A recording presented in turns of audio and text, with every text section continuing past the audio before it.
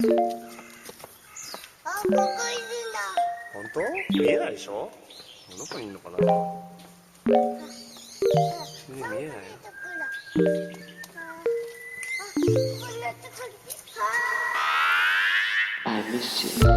What's good, Internet? It is Monday, December 16th, 2019, and you're listening to Waypoint Radio. Really? That's how we come? Okay. The hot takes one was supposed to be next episode. 286. I'm your host, Austin Walker. I'm joined by the Hot Take Squad. Kato in Brooklyn. I'm not in Brooklyn. I didn't know we were... Let me be honest. Hey, folks. This is Austin here. Speaking one-on-one. Let me turn this chair around real quick. I didn't know we were recording a podcast today. I thought we were recording one tomorrow afternoon. And so this morning I sent a message to the chat to be like, we're recording tomorrow afternoon, right?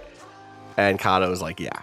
And I'm like, all right. I almost went back to bed. I was like, you know what? No. Maybe I can make this weekend roll on into Monday. Fuck it, man. I'll get another Let's hour. start the holidays. Yeah, let's go. And then I was like, you know what? No, let me be responsible. Let me be awake. It's 10 a.m. That's a reasonable time to be awake on a day. All you have to do is this podcast. And then, like, 30 minutes later, Kato was like, I'm heading down to the studio. Yep. And I was like, excuse me? So if I feel unprepared, if I come across as unprepared, under-researched, underslept today, that is why. Also joining us, Patrick Klepek, Rob Zachney, presumably ready to do a podcast. No, you presume too much, my friend. I knew this was happening, but rather than sort of prepare content and takes for the week, I prepared pizzas. Oh, you prepared pizzas? So you wouldn't make a lasagna sandwich? You made pizzas instead? Well, I mean, I'm getting ready to go home to Chicago, and I was like, if I'm going to be in the home of the deep dish pizza, I should make some deep dish pizza so that I have like my baseline to compare deep dish it to. Pizza? Yeah, that's ambitious. Wow, it is dangerous. Is this because of our pizza conversation we had when we were out there last week? We talked about how good homemade pizza is, and it requires very little effort, but it's like 1,000 times better than anything you could buy. Because it's true. That is true. That is true. It's a bit of that, but I don't need an excuse or prompting to live that pizza life. Okay. Except for the prompting of going to Chicago and you needing to like sync your soul up with the city before you make the transit. Well, this is, if I really wanted to sync my soul up with the city, I would have just bought some good hot dogs and topped them correctly, and that would have gotten the job done. No, I mostly I'm just kind of tired of the like the granny pizzas I've been making, and so I was ready for a change, and decided gonna like see what's what about that Chicago deep dish, and then also to get right with the Lord, I also made some New York style pizza over the weekend. Wait, so I imagine like the big lift on making deep dish is the crust, right? Like it seems like the filling. He's shaking his head. Rob is No? like, you amateur, you fool. You No, it's actually it's the assembly and the baking. The crust is really easy. Most recipes I find are like a single rise, all-purpose flour dough with a little bit of cornmeal. It's really easy. The version I found that I like the best is just cooked entirely in a cast iron pan. The trick is, this is where the casserole comparison proves itself to be fucking valid. The thing takes forever to bake through. And so the thing you can't do, I'm not even sure this is ever a good idea, but like, say for instance, you're doing like sausage, a stuffed sausage pizza, right? Like sausage and spinach. If you put that sausage in raw in the pizza, it will cook, but it won't have a good texture.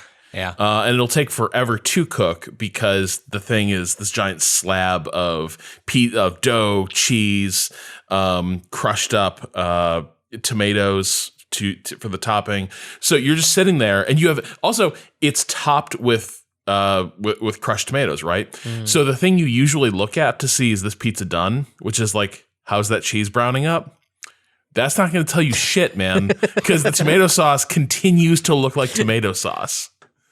So mostly you just have to go by like how the crust looks. But anyway, yeah, no, it's pretty easy. It's just that all the ingredients sort of have to be cooked separately and then put in the pizza for sort of a final long bake. That's still easier, however, than the New York style, where if anyone who's watched Making Perfect knows, the part where you take it off, like where you try to like launch the pizza off the peel. Rob.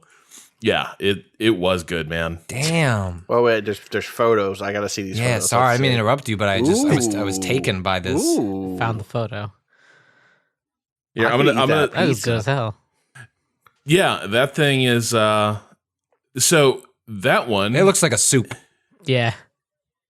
Got so a soup, that's look. That's not meant to be a condescension. It's just got like a I don't know, a soupy aroma. Yeah, no, I mean it's so it's a stuffed spinach sausage mushroom pizza. So the spinach yielded up a little more moisture than I wanted. So there probably is slightly more liquid at the top than would be ideal. And that might be where you're picking up that vibe from. But yeah, it was good. That's the version, the V2.0 pizza. It was delicious and enough to feed a family for a week. I love your Twitter feed right now, Rob, because it's a preview, I think, of everything going on in your mind, everything you'd like to talk about today. I see a line about the Mandalorian. I see a jab at Joe Biden. I see a little bit of bread you won't give the recipe up for. I see. Hey, you know what? I'm ready to give that recipe up. Oh wait. Oh, did you? Okay. I'm gonna do it. Okay, not right this second, but like in a post on a forum. Yeah, no, post I think on Twitter. I tested it and I was like, you know what, this recipe is shareable. Plus, I went into the dish course and I saw the chocolate chip bread like recipes that people were finding, trying to like reverse engineer what I was describing, and I can't let my people live like that. Wow. I was looking at the pictures people were posting of like what the recipe photos. Right? That's the best version of the thing. Yeah. I'm like, no. What are you doing? We can't handle that. I see here. Wait, what is this other Patriots picture?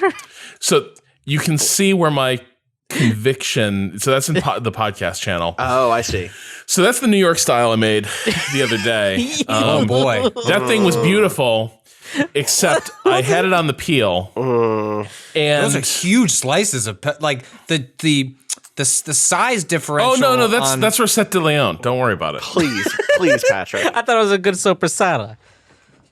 No, it's those are still huge. Like that's a big. Ow.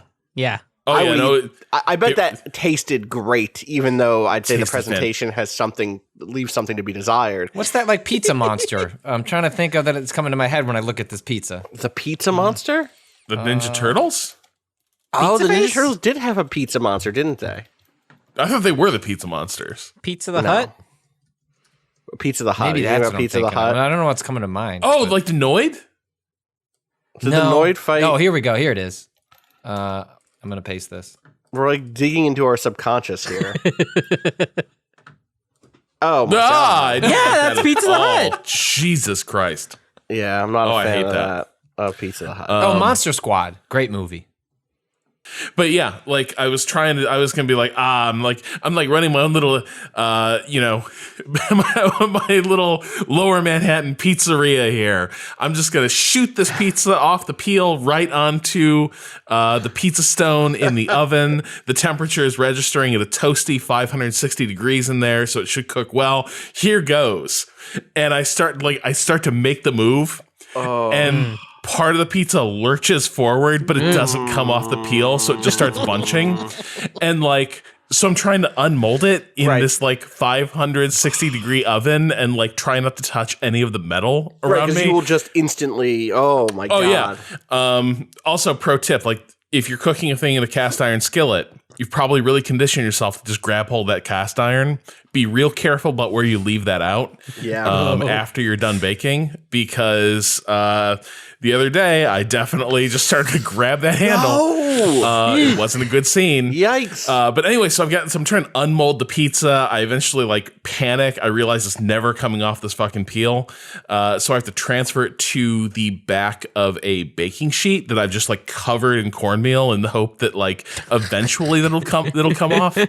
And then I got it in there. But you can see the damage it did to the structure. Yeah, but who cares? I bet it was delicious. It's all going. Oh my god, it was delicious. I shotgunned that while I watched the Bears season end. Oh my god! And I pizza? stress ate that. I stress ate that pizza, Kato. Yeah, you can you could eat that pizza in 3 bites. It would be Goddamn. 3 big bites, but you could do it. Also, I'm sorry for both of your losses this weekend. I'm not. You're ready to. We need a new quarterback. Let's go. I didn't need my false hope. Whereas I have just given in to the full. This is it. Eagles are going to the Super Bowl, baby. They look good. You know, Wentz, man, that's a quarterback. No, that's a quarterback. Yeah, I mean, going up against the Washington football team. The Washington football team, 3-10. So really, really made us, dig deep is what I would say about the Philadelphia Eagles this week. Hey, you can't fuck around with those bad teams. You got to take them seriously. Even the Bengals. You have to scheme up and prepare and do your research. Yeah. No easy wins. As is legally allowed, you can send an advanced scout.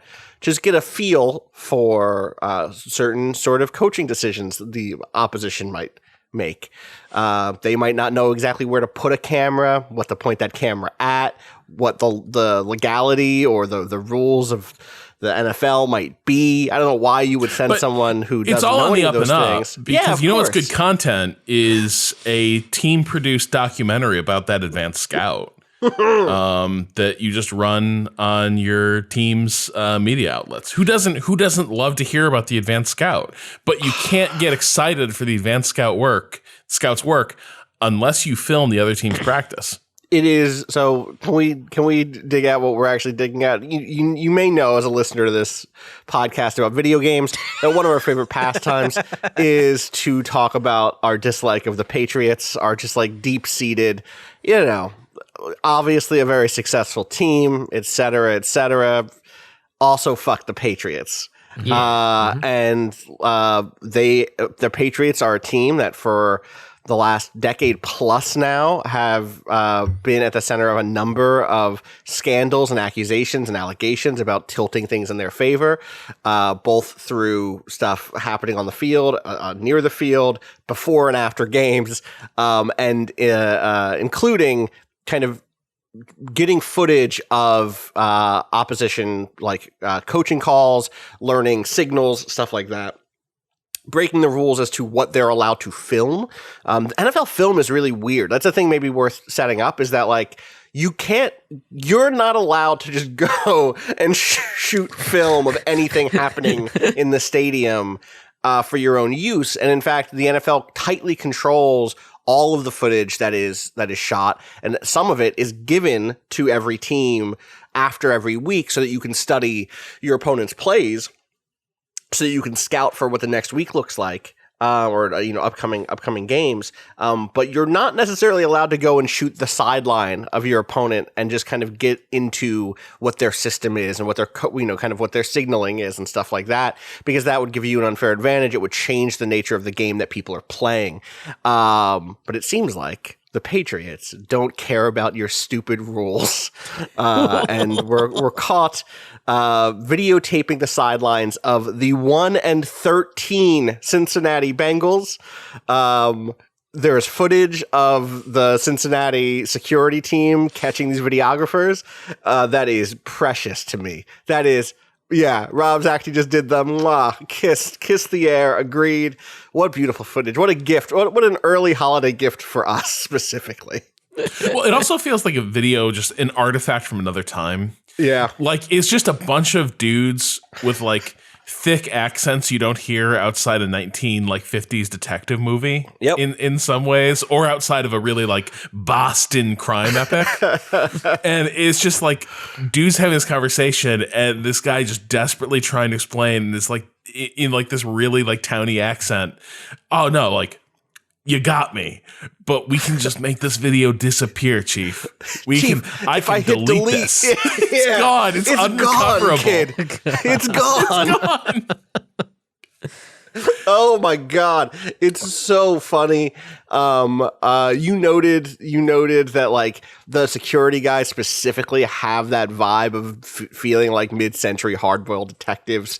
Like, Oh yeah, cracking the case damage open. is done, my friend. It's so good. Like, you can see him turning on the lamp and like sliding the legal pad across the table. Oh my Just be like, God. why don't you write down your feelings Yeah, and show remorse? Tell in me your about your confession. day. Any conversations you may or may not have Anyone had. put you up to this? Yeah, You seem like a exactly. good guy. You seem like a good guy. You and me, we're from the same part of town. Different town, same part of town. The guy signing your check, where's he from? Let me tell you, he's not from our side of the tracks. So good. And I will say some of my favorite stuff here is definitely the like you Patrick and I in our football chat had a conversation around the discourse around this that like almost immediately from folks who want to say, why would they cheat with the Bengals? Why would they? The Bengals are such a bad team. They wouldn't need to cheat. And it's like, that's not why these people do this. They don't do it to win. They do it because they're paranoid. They do it because they're entitled to. Rob, I think you were the one who brought up Watergate, right?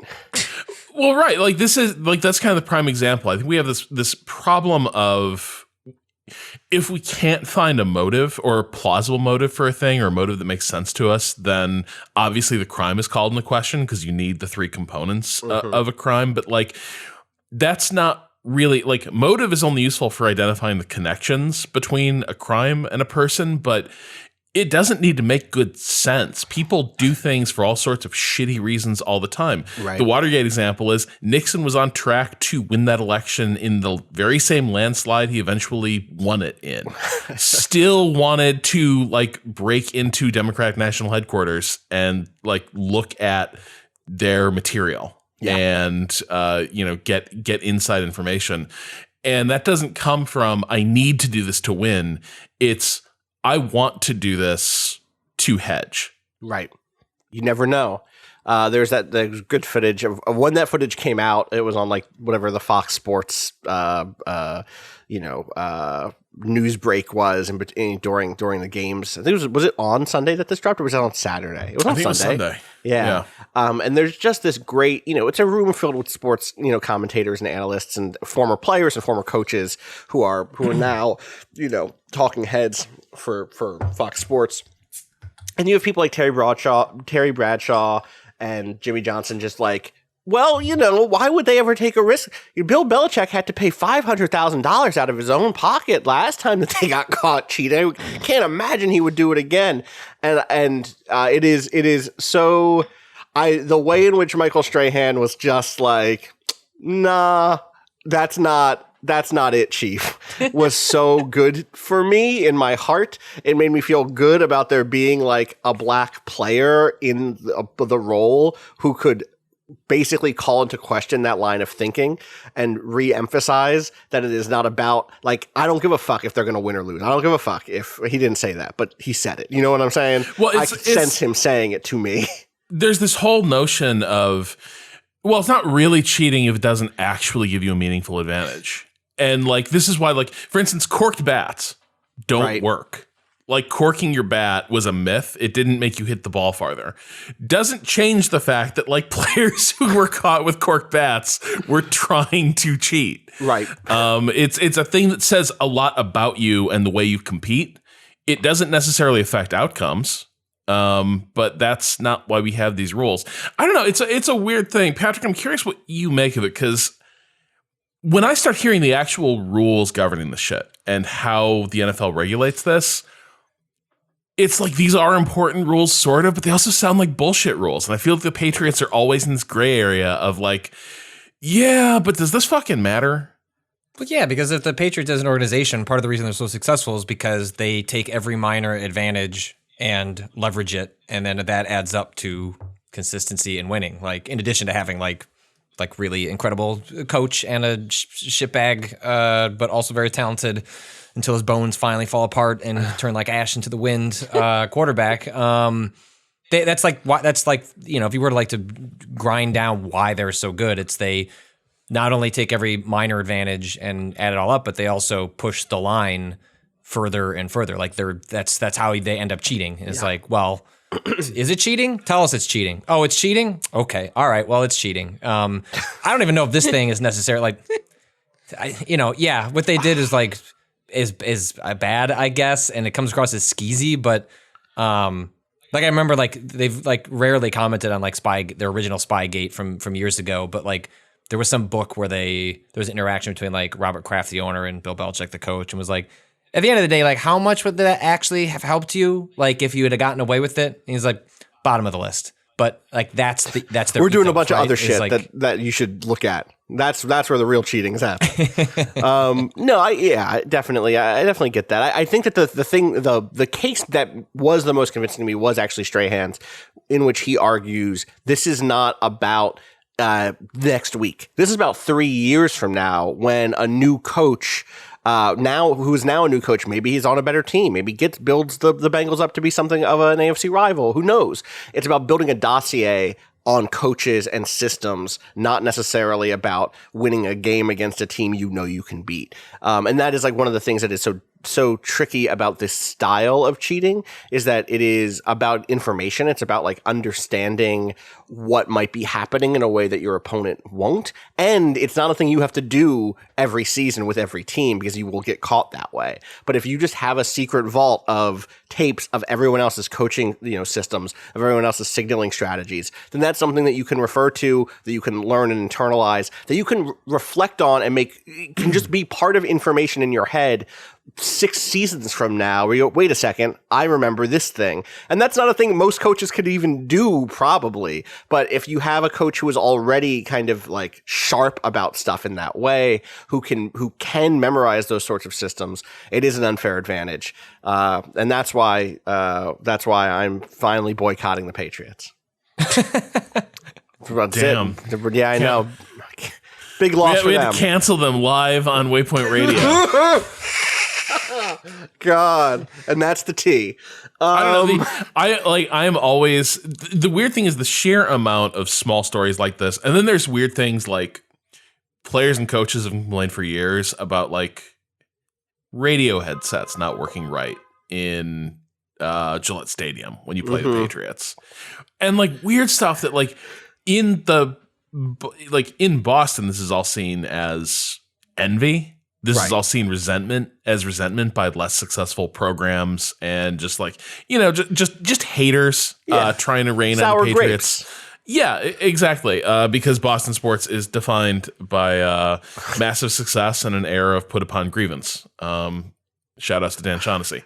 But the thing is, there's so much of this that you're always wondering, like, if this is like, if they keep getting caught by these with these little things, like I always wonder, is there like a secret history of the Patriots organization that's going to come out in years to come? Right, 70 years old.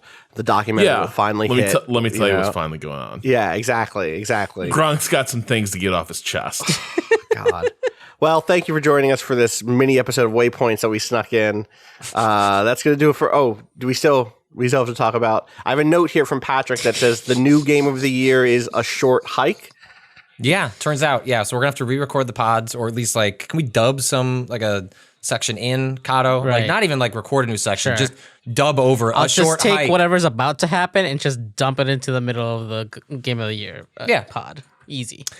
Yeah, so over the weekend, I had like a very rare opportunity where my wife and my daughter, they were going to go visit with family, and they were going to cook cookies all day. And my wife was like, do you want to not go? And I was like, ugh.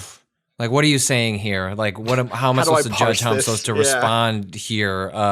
She's like, no, like, she's going to be busy. The family that is going to be there aren't your favorite ones to talk to. Like, just stay home. Like, you're good. And I was like, oh, okay.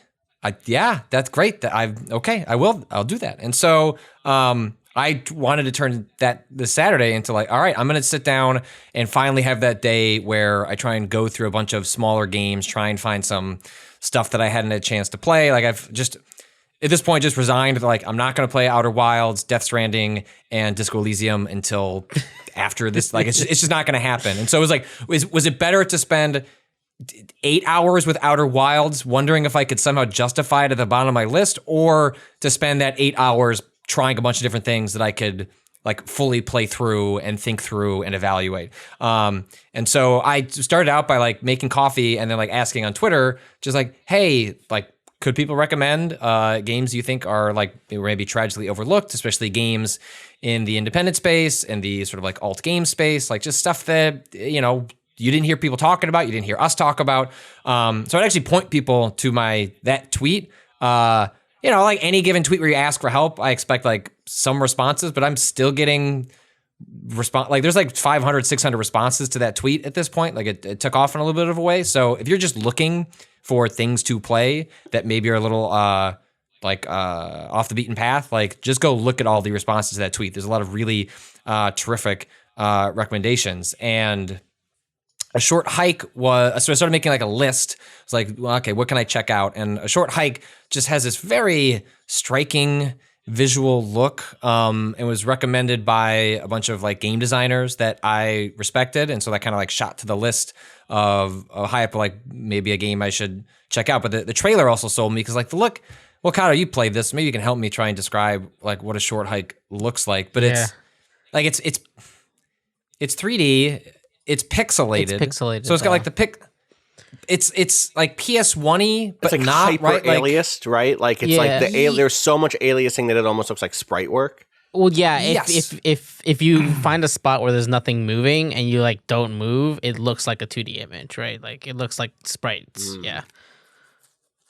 And I guess in the options menu, there's some you can like change like the level of pixelization. Oh, nice. Like there's a warning that's like, please don't do that. Like we set it for this for artistic reasons, but if for accessibility reasons you need to change it, you know, go ahead and do whatever you need to do. So it maybe would have been fascinating to play that game without it. But so to set up why this game hit me so hard, let me set up a little bit of my history with the series Animal Crossing. I try to convince myself every time a new one comes out, because there's such a long window in between each new one that I'm sure everyone must have a series. They're like, I want to like this. I want to like this series. Yeah. And then the new one comes along and you're like, this is it. This is the one. And this happens to me. I did this with Pokemon for a while until I finally just realized, no, like it's cool. Like Pokemon doesn't have to be for me anymore. It's fine. And Animal Crossing is also another one of those, especially because Nintendo games in general, like I just love almost everything they do. So it like strikes me as weird when I don't like one of the things they make.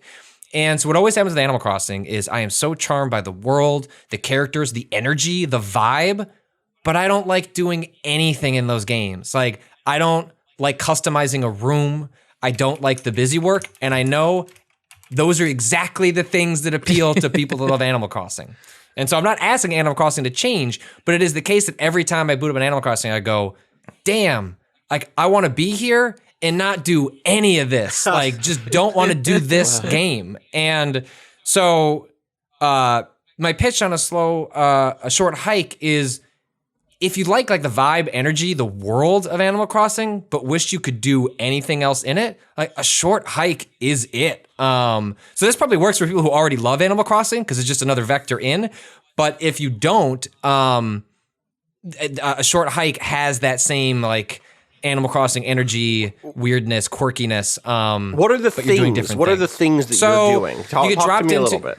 Yeah, so you get dropped into this world, and there's really it's just you're going on a short hike. You want to get to the top of this mountain. And beyond that, the game just says, cool, start walking around. And so you just start walking around, and you can pick up sticks, you can pick up There's a little more setup, which I thought was kind of neat, but yeah. So the reason you're going to the top of the hill is that you can't get cell phone reception. You're waiting to get a call. You don't know what the call is about. You don't know any context beyond you're waiting for a call, and so the only way to get potentially cell phone reception is to go to the top of this mountain. It definitely also reads a little like you're like younger and like definitely not interested in like being outdoorsy, and it's just gonna go fuck off to your to use your cell phone somewhere.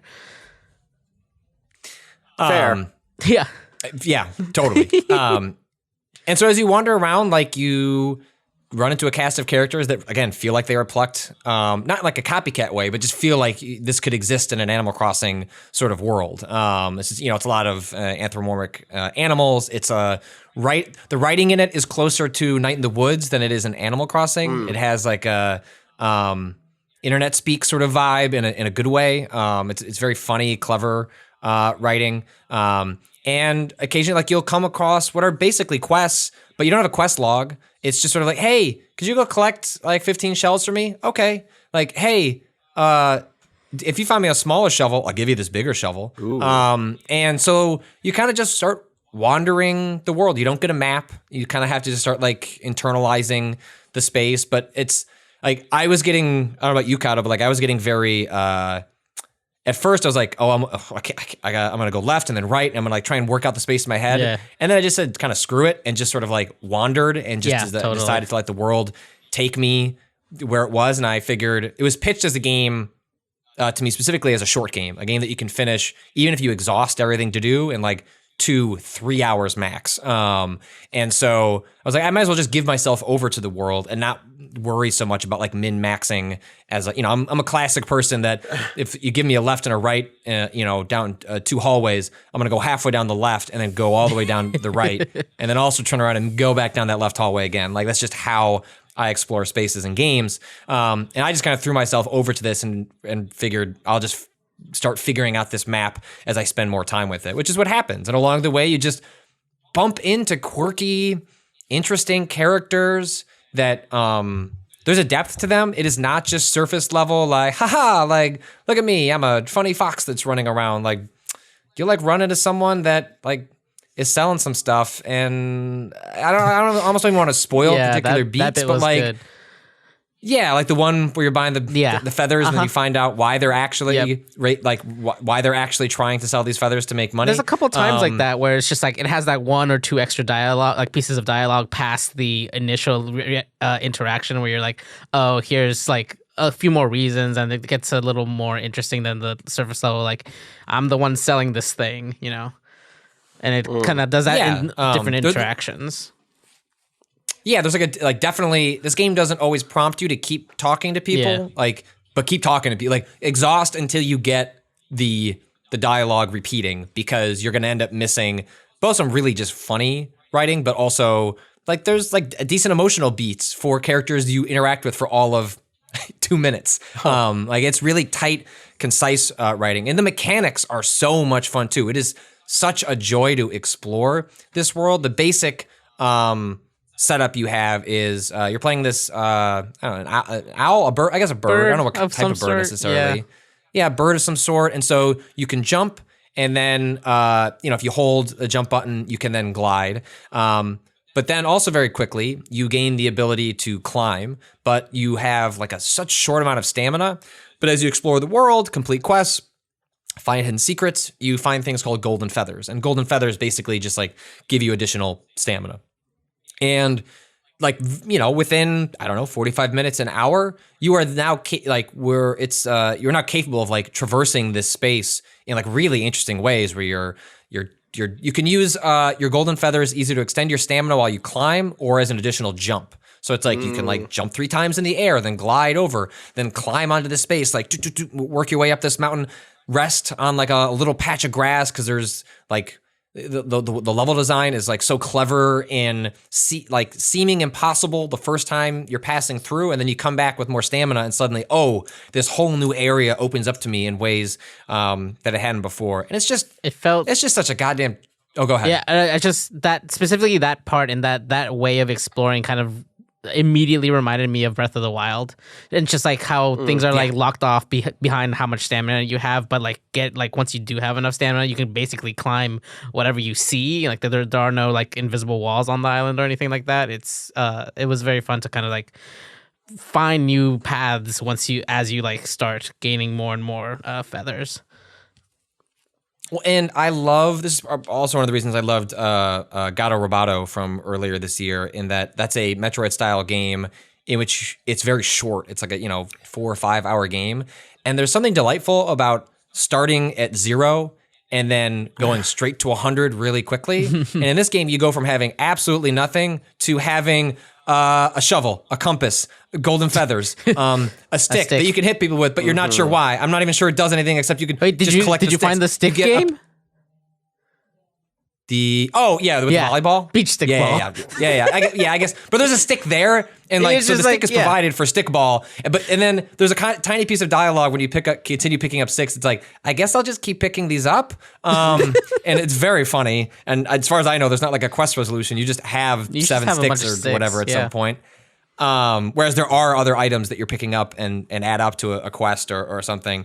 You have a pickaxe. You have a water bucket. Like you end up having like 15 different verbs to interact with the world all over the course of 2 hours. And so by the end of that 2 hours, there's such a density of things that you can do in the world. And it was just so much. It was just fun. It was just like, it made me happy. Like the tweet that I wrote promoting sort of the game after I was like 20 minutes in or so was like, I think I wrote something along the lines of like, I just screamed, this game is a fucking delight to an empty house, which is true. Like I did. Like, I was just blown away by this game, like right off the bat. Like it was just so joyous, so happy, so pure, and all encapsulated in this short little experience. And Kato, did you finish it?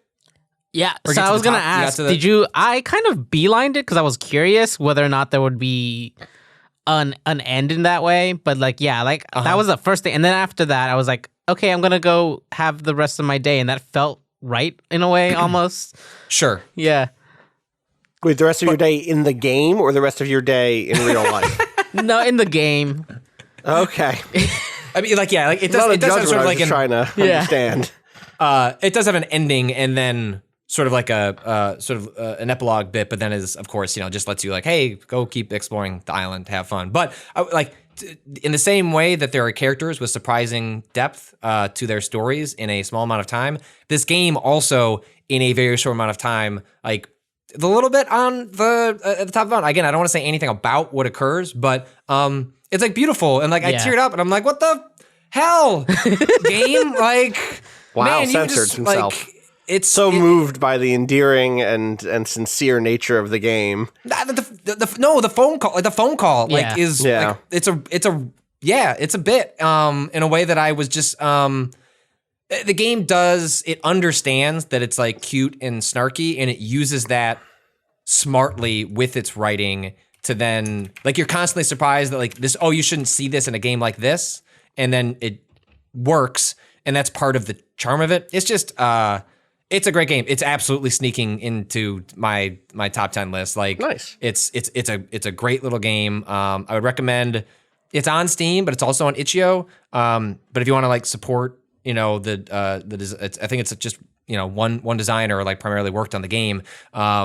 They'll send, I believe you'll get a Steam key if you buy it on itch.io, and if you buy it on itch.io, then they get more of the money as a result of purchasing it there. So, you can still have it in your Steam library, but if you're interested in picking it up, and it's cheap, it's like $7.99 or $10 or something like that. And it is absolutely some of the best $10 you will spend on a video game this year, I promise you.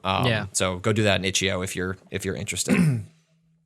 Cam Kunzelman wrote about this game a while ago when it came out, and I think one of the arguments he made in his piece was that Short Hike feels like a walking simulator in some ways, with setting aside the freighted baggage that term comes with, but like it feels like a walking simulator. But his argument is that what feels really different about this one is so many walking sims, the destination is always kind of there in mind. You were always sort of homing in on the big reveal of what the plot is at the end. And Cam's argument was that Short Hike becomes really cool because of that, like what you were describing there as, I'm just going to go this way. Yeah. I'm not going to go that way, whatever. That it becomes a game about the way we actually pass time in spaces, where like there isn't this like mission or destination. There is, in fact, just the hanging out and the wandering and the finding things that happen. Which that was an interesting way of sort of framing the game. Yeah, because it's like, you have a mission, and that can tug at you. It sounds like it tugged at Kato like more than it did at me, because I put that off until I'd done and explored most of the island. Like I looked up a walkthrough to see what I missed out on, and I was okay with the couple of quests that I hadn't finished as being Some of them were more busy work that I didn't feel like I needed to finish off. But yeah, it's because that's the premise. Is like, go get a phone call, because that's the only place to get reception. It's not life or death. It's, it's just like, yeah, cool. If you want to go get that phone call, head on up there. And so it allows yourself to kind of get lost along the way. And the level design is built to be, it's not confusing, but it's meant for you to kind of not beeline. It is meant to like tug you off here, tug you off there. Like just the way it sets up a bridge, the way it sets up the twistiness of sort of the different hike paths. It's like going on a hike. Like if you've gone hiking enough, like you've gotten a little lost, or you choose to go off the trail because like, okay, I know generally I'm going north, but what if I went east and then made my way back north? And that's a lot of what ends up happening in the game is like, well, I'll make my way over there. And then, 30 minutes later, you've discovered 6 new characters and you're off, figuring out what their deal is. And it also does a lot with, it's like an isometric view basically the whole time. And there's a lot of like moments where you like turn a corner and then suddenly like as the camera pans you notice a bunch of things that you might have missed as like that were hidden behind things like that. So like there's always like something like, oh wait, let me go, I see there's a chest over there, I didn't see that before because I was walking from the other direction, and like you just like randomly will wander off the whatever path you were even on. And there's also like the wayfinding in that game is like kind of, it's like hiking trails, right? Like there's just like a sign every so often, so you're pretty sure you're still on the right trail, but like who knows? And so like it kind of it often through its camera and like the angles it deploys just kind of like really like hints like, hey, why don't you look that way? Look this way. I desperately wanted a map in like the first half an hour until I had to finally just like realize it's not going to give me a map, and that's on purpose, and I need to be okay with that. And the quicker you give yourself over to being lost as being part of the adventure, like if you can start to turn off like because it doesn't have a quest log, it's like you just have to kind of keep track in your head, or like just, you'll stumble across someone again and be like, that's right. Okay. Yeah. I was looking for that thing for you. I'll remember that. The moment you can just turn off those like very video gamey things, like, and just kind of give yourself over to the experience and realize it's been designed in such a way that you'll find all that stuff along the way. Like it's the map feels big at first, but by the end of it, you're like, oh, I know this like the back of my hand. I know exactly what shortcuts I can take. But getting lost along the way is part of that journey, and it's really only possible because it's 2 hours, right? It's because it is a short experience. It's like they're able to strip away. If that map was 3 times as big, which on some level I'm like, cool, like I would love to explore a map 3 times as big. Like it's fun to fly. It's fun to like I would love more of this, but I don't know that I actually needed more of it. Like it works. Part of what works about it is because like really early on you get a compass, which is useless. Like it doesn't just points north. That's all you need. It just points in what direction. But you know what? None of the markers are north, south, east, or west. It's just arrow-ish that way, which I guess is you know what I mean? Like it doesn't do anything. Which is maybe the game's way on some level, like quickly winking at you to be like, hey, just don't sweat it. Like just go enjoy yourself. Yeah. Cool. Well, it sounds really good. I've watched a lot of gameplay footage while you've been talking. It looks very charming. I can probably sneak this in. This seems 2 hours. It's and even if you don't, it's a game that you don't have to exhaust to have gotten. You know what I mean? Like you could you could do it in an hour and be like, cool. I got I'm good. Like I don't need to go.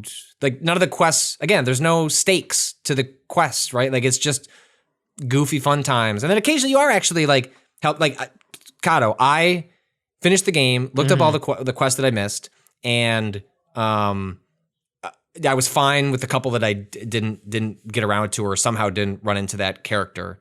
But my son who needed his money, when I found out about the reason he needed the money, which requires you to do the only equivalent of a grind in that game, fishing. Trying to find do you have fish. to fish? Well, I don't think there's any other way to get enough money. Really? Did you do it?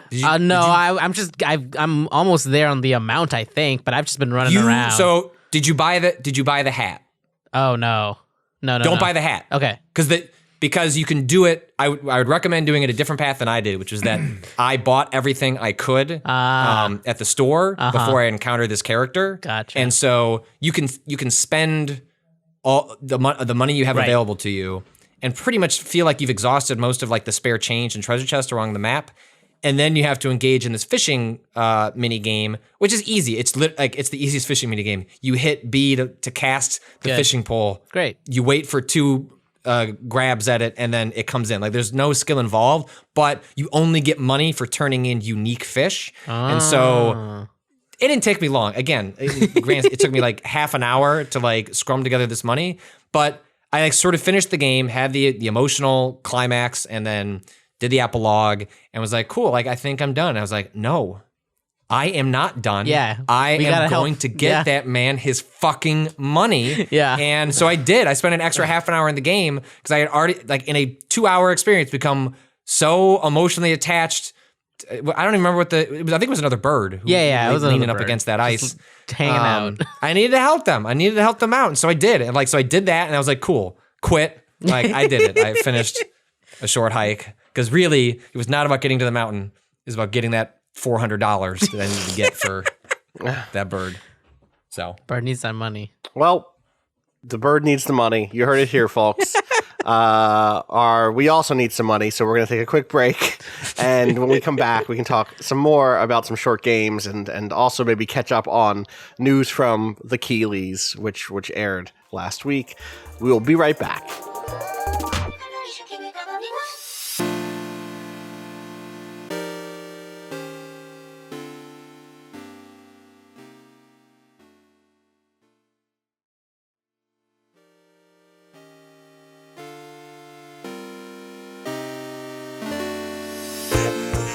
Someone is yelling outside my apartment. I don't know what about, but we're back. Okay.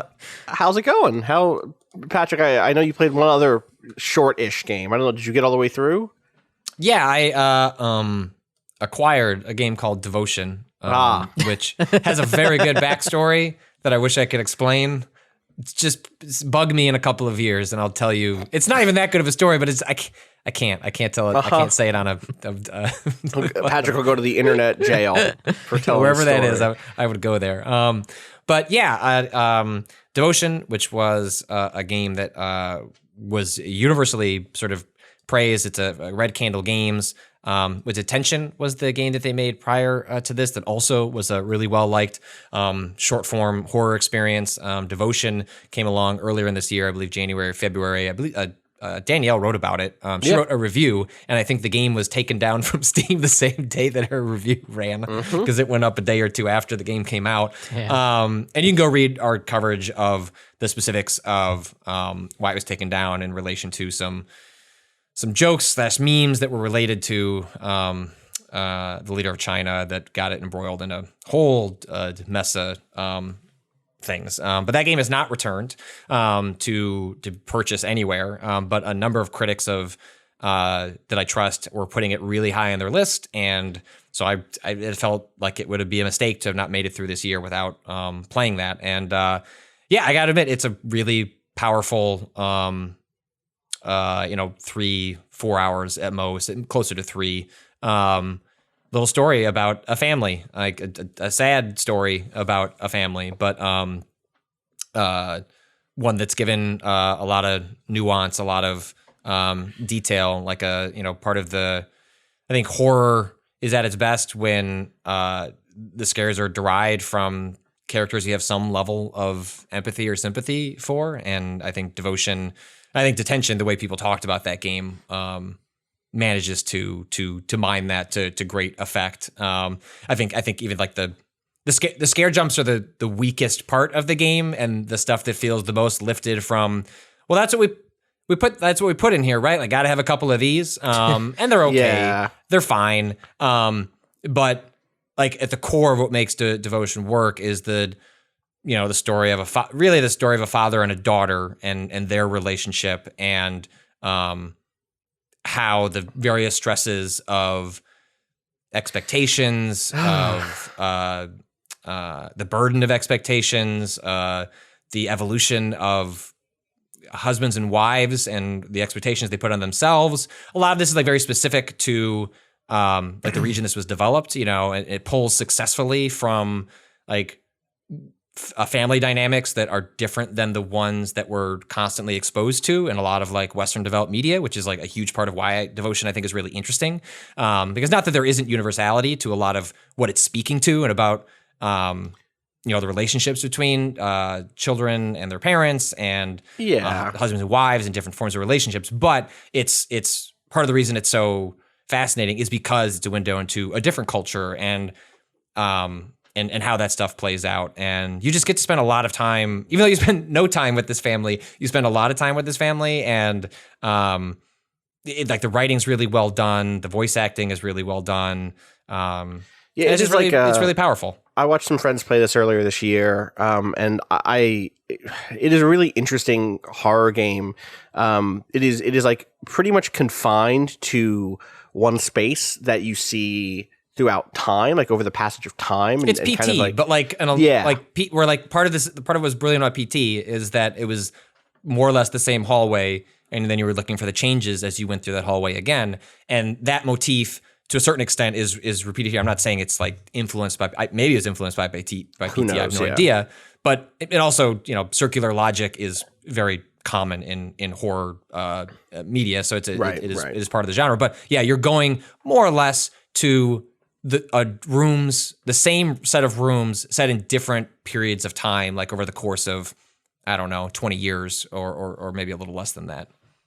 And it's just the way in which those environments reflect the state of the family, the kind of shifting circumstances of the family, both financial and otherwise, and then just like it is a sad game, like more than anything. It's a game in which you can get frustrated at characters because of what they do given the circumstances, and you can kind of like figure out how people in the family react to situations that they're in. But it is also a game in which, like you kind of said before, it is grounded in a certain sort of sympathy. It is basically a family in moments of crisis, in a big moment of crisis by the end. And the thing that I respect a lot about the game is that it is not, by the end, it is not so much interested in the like scary monsters of, that can cause those jump scares, so much as it is interested in depicting a train wreck coming and you being helpless to interfere. Like, I think there's a point at which there's like kind of the game says, okay, you've been to all these places once. Now you're going to go back to all of those places, this kind of apartment, this house that this family lives in, and you're going to look for something in each of the places, and you're going to bring all that stuff together. It's like a MacGuffin hunt. It's like, all right, go get the MacGuffins. And you're like, man, fuck, no, I don't want to get the MacGuffins. Like, this doesn't go well. This is going to be something terrible, and not terrible in the sense that it's going to be like a big snake creature, which would also be terrible, but in the sense that like I am reenacting a series of events that's going to lead to a terrible tragedy that should not have gone this far. And along the way, you can see all the places at which someone could have or should have stepped in to redirect what is about to happen, or to kind of put this off the path. And just really, really, really sharp in understanding the kind of like horror of family dynamics, the horror of like the ways in which you can get in your head about like success and types of success. And there's absolutely a gendered element to this stuff too. Like the husband and wife relationship, and specifically both of them are tied to the entertainment industry. The ways in which they're youthful, they're kind of like when they were ascendant, and the way in which that era hangs over them in different ways, is really fascinating. It's at least worth, if you don't want to go out there and find this game that you can no longer buy, you should at least watch a playthrough of it.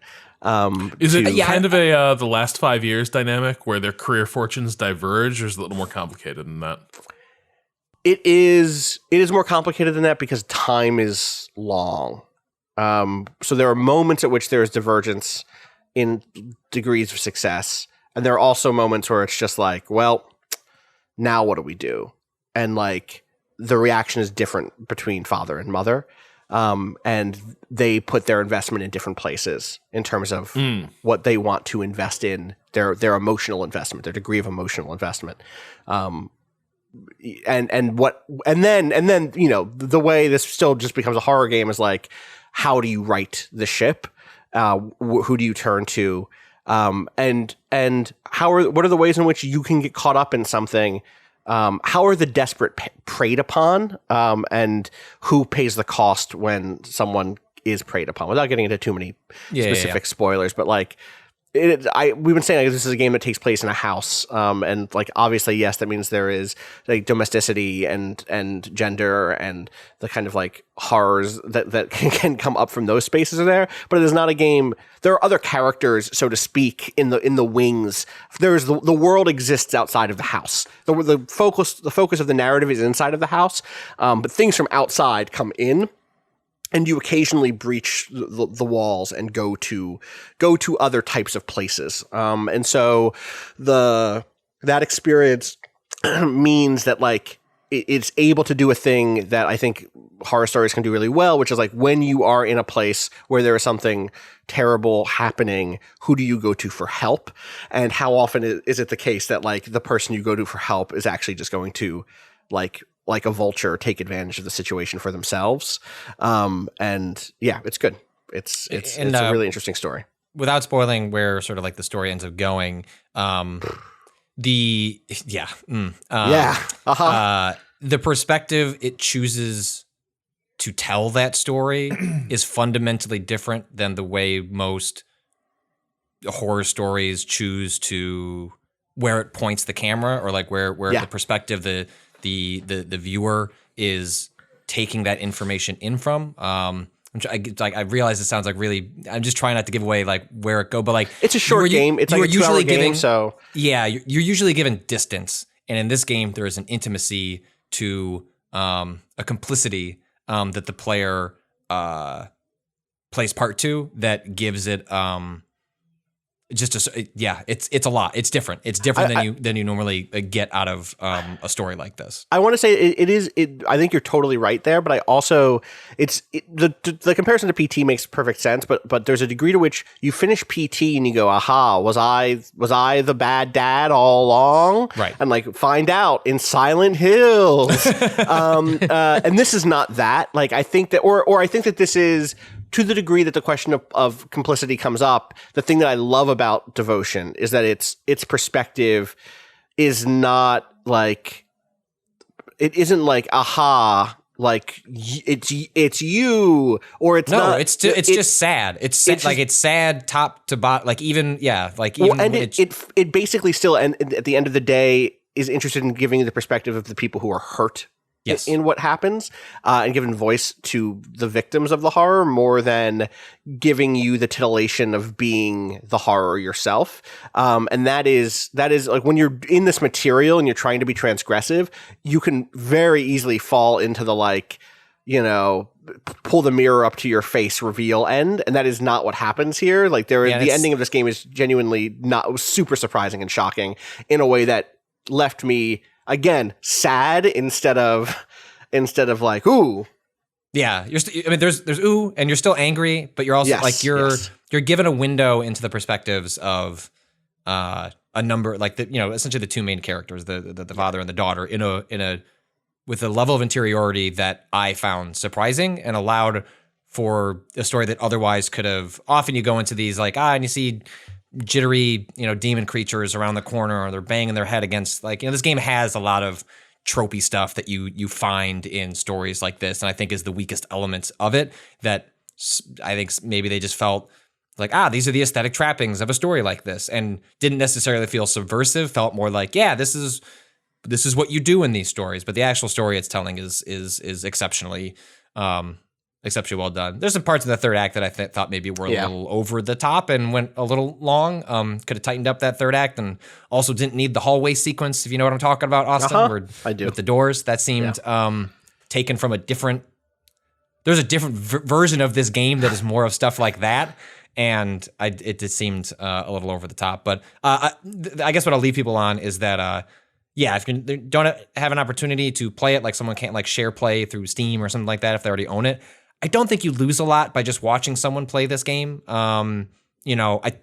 There is obviously always to some level, an advantage to having the personalized experience of exploring a story, especially one like this on your own. But absent anything, like absent not experiencing it all, I think you can get the vast majority of what you would get out of it by watching someone else play the game. Or I guess absent, a chance to buy it, there are things like no commentary walkthroughs that I'm surprised are allowed to continue to exist on YouTube, but absolutely do. Go buy their game Detention and then, go watch a no commentary walkthrough of the game if you want to kind of experience the closest thing you'll get to it without controlling the keyboard and mouse yourself.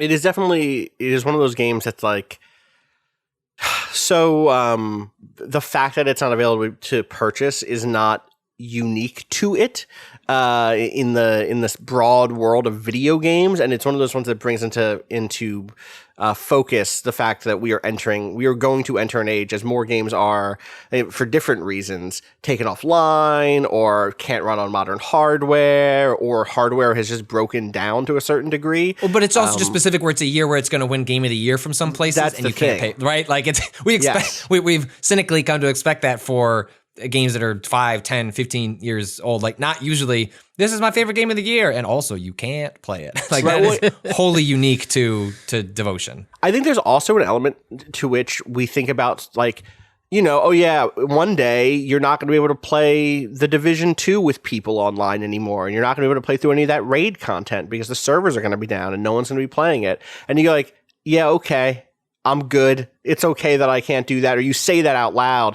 And like, yeah, it is okay. It is fine. But it is one of those things that it's still difficult. So, like, for instance, it's interesting just to see game companies try to keep that stuff alive where they can. I'm still playing through Final Fantasy 14. And I realized, oh my God.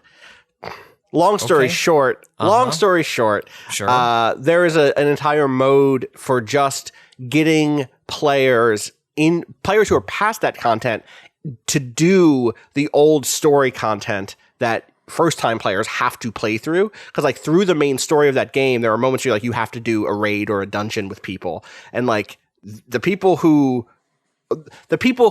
have passed that stuff and who can run it successfully very easily don't want to do it. So they have to, like, specially incentivize you to sign up to do that after you've done it once with extra XP and shit like that. And it's miserable because you can't skip the cutscenes. So for you as the player who's played these dungeons before, you were stuck rewatching the same fucking dialogue for an hour of, like, a big main story cutscene. It's like playing the last hour of a mediocre Final Fantasy game. But they can't let you skip the cutscenes and run ahead, because then the new players who are playing that content wouldn't get to watch the cutscenes. And so it's like they have to try to incentivize you to suffer through that shit again. It's also not particularly good.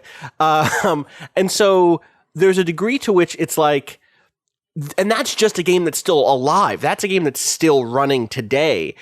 In 10 years, when that stuff is not available, what we will have is video footage. What we will have is, like, long plays with no commentary. And it is very weird to think about that as a major aspect of the way in which big parts of game history might end up being experienced long term. Like, I think a lot about The Matrix Online, not only for all the reasons I always think about The Matrix Online, which was that it was dope, but, like, there wasn't OBS when The Matrix Online was out.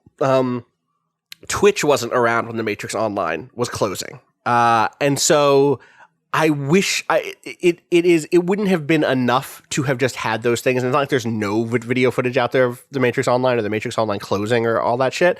But there were so many special little moments there that would have been better documented if we'd had those tools, and would almost scratch the itch for me in a way that it can't be scratched now just by dialing up whatever footage I can find of the game. It's for me an argument for better. It's an argument for the value of things like long plays and live streams. It's just like, here is one vector by which we can still historicize the games that disappear, whether because of reasons like devotion or because of reasons of servers going down or services going down or whatever. Especially online, like so many other games are in fact just cannot be played without a server being up now. And it's like, okay, those games are going to disappear at a certain point in time. So it's something to think about as we travel like a Demon forward. Souls, right? Like where you totally. can go play that game, but Yeah. I mean, not having the messages, not having invasions, like, yeah, you could still play Demon Souls, but like some part of it does not exist anymore. Yeah, but like you said, most of those games not going to be the best game of the year on someone's list. So that's what and kind also of the makes, Demon Souls servers went down, 10 years after the fact right, or whatever. Exactly. So. Anyone have anything else before we talk a little bit about some of the announcements that came out of the Game Awards? I will say I'm very happy we were wrong about Green Day. Green Day. We were wrong Beat on a lot Saber. of fronts. We We were right about some happy to things, be wrong. Change. We were right about some things. Sure. But No one called a shout out to Marks. No one called the shout. Well, no one called the win that the 4 wins for Disco Elysium, which was very exciting to see. And then yes, the team behind Disco Elysium absolutely got up and said, God, what was there? I know that they shouted out Marks and Engels, but I forget the word for word. But it was good. It was good. Something like informing our political something, like they gave like a real, they explained themselves. They thanked the people who went before them. Yeah. And I can't remember the list of people, but they ended with Marks and Engels. Yeah. So good. And then in general, it was a weird show. It was, I feel like this was the most celebrity the show has been since Spike era. But I wasn't as irritated by it because I think it reflects a general blending of those two worlds that has happened actually in the time since. I think Alex Navarro nailed it like a couple days for the show when he said, stop comparing the shit to the Oscars, start comparing it to the Golden Globes, and you will feel a lot better about talking about this show, which is true. Like Golden Globes is way more of a stunty and messy affair than something of the Oscars. Not to say the Oscars is like pure, it's a weird metric. Well, and the Oscars is terrible. It's the whole other thing. Yeah, exactly. I mean, of course, right? Like, but it's this inferiority complex of like, yeah. oh, where's our Oscars? You mean that dog shit like self-referential show every year that is consistently a guide to what movies nobody will remember in 20 years? It's 50-50. It's like sometimes they get it right. Most of the time it's political bullshit. But and also most of the time it is out of date. It feels like out of touch rather. This made me feel out of touch. I don't think I was excited about any of the reveals. I don't think I found myself reveal after reveal just being like, video games, huh? Cool. Yeah. They exist. I'm not into basically any of this. And that's obviously a me thing largely because all it would have taken would have been Dragon's Dogma 2. And maybe I'd be like, you know what? It was all worth it. But to what degree is this? Man. This was such a we are holding our fire for when it's really time to roll out these consoles. I mean, totally. This is a year before the new consoles will be out by the time the next Game Awards happen. And you're totally this was the does this do anything for you? Like Game Awards, it was very much that. There were some cool things. Yeah, name one. Weird West. Come on, it's audacious that it started with like the Xbox Series X as being at a reveal. I'm not interested in it, dude, at all. I was like, that was the thing I was most disappointed by because it was the thing I was hoping that it would be a thing. The team on Weird West are people who made games I like Dishonored, right? That's fair. The video did nothing for me. Yeah, I'm not going to get excited. I'm still interested in what they're doing. I'm past the point now where I'm going to get excited because someone who made an immersive sim I like is going to make a new game because I haven't been super excited by that exact output for the last decade. Weird West, for people who don't know, who may have missed it, is an action RPG, which is, again, part of the thing for me is it's an isometric action RPG from some of the folks who made Dishonored, from some of the folks who made Prey, set in a Weird West. It's called Weird West. It is Weird West. Weird West is a genre. Weird West is frontier West storytelling, kind of Western storytelling with a lot of like horror elements, some like sci-fi elements, like very like, you know, twisted creatures in the dark, and ancient curses, and sometimes there's a werewolf or two. And it's just like, this is going to be one of those games where I'm like, I should give this a shot, and then I'm not going to like it. And like, there's a point at which I'm like being honest with my own taste. Do you know what I mean? Which is like, how many isometric action RPGs or RPGs have I tried to get in the last 6 months or 6 years and have failed to because it's a good idea on a format that I just don't fuck with anymore. And that is not a judgment of the game quality so much as me being honest about my taste. It's like, that trailer did nothing for me. I don't know. Well, then why are you excited about it, Rob? Because you seem to be intrigued. No, I mean, it's a fair point. The trailer doesn't do a whole lot, but I am curious what Rafael Colantonio and like some of the other Dishonored folks might make if they change formats, right? Like, sure. I guess the thing in my head is I am very curious to see what they would do in light of Divinity Original Sin, right? Like, I'm curious about the RPG they make, having seen that game and that system. And maybe but that is me projecting a lot into a trailer that, like, as I rewatch it here, I'm like, I don't know. There's nothing to tell me that Austin's wrong. This is more just a leap of faith into, like, well, they're kind of 3 for 3 on the last things they made for me. I never played Arcs. Is that good? I never played Arcs either. High on my list of things I would like to get to one day. Like, if I can get a little more particular, like, you bringing up Divinity Original Sin is a great note for me, which is like, those are games I believed I would love, bounced off hard of both of them. Like, both in terms of, I think like the core of combat mechanics were interesting, but the pacing of that game killed me. I didn't love the writing of those games. Like, it just couldn't pull me in. And so that is one of those examples of a game in this broad genre that we're talking about that I thought I would like, got invested in liking, was like, got hyped for, pre-order, did the whole thing, and then hit. And I was like, not Patrick, not for me. You're still good. What did you think of this?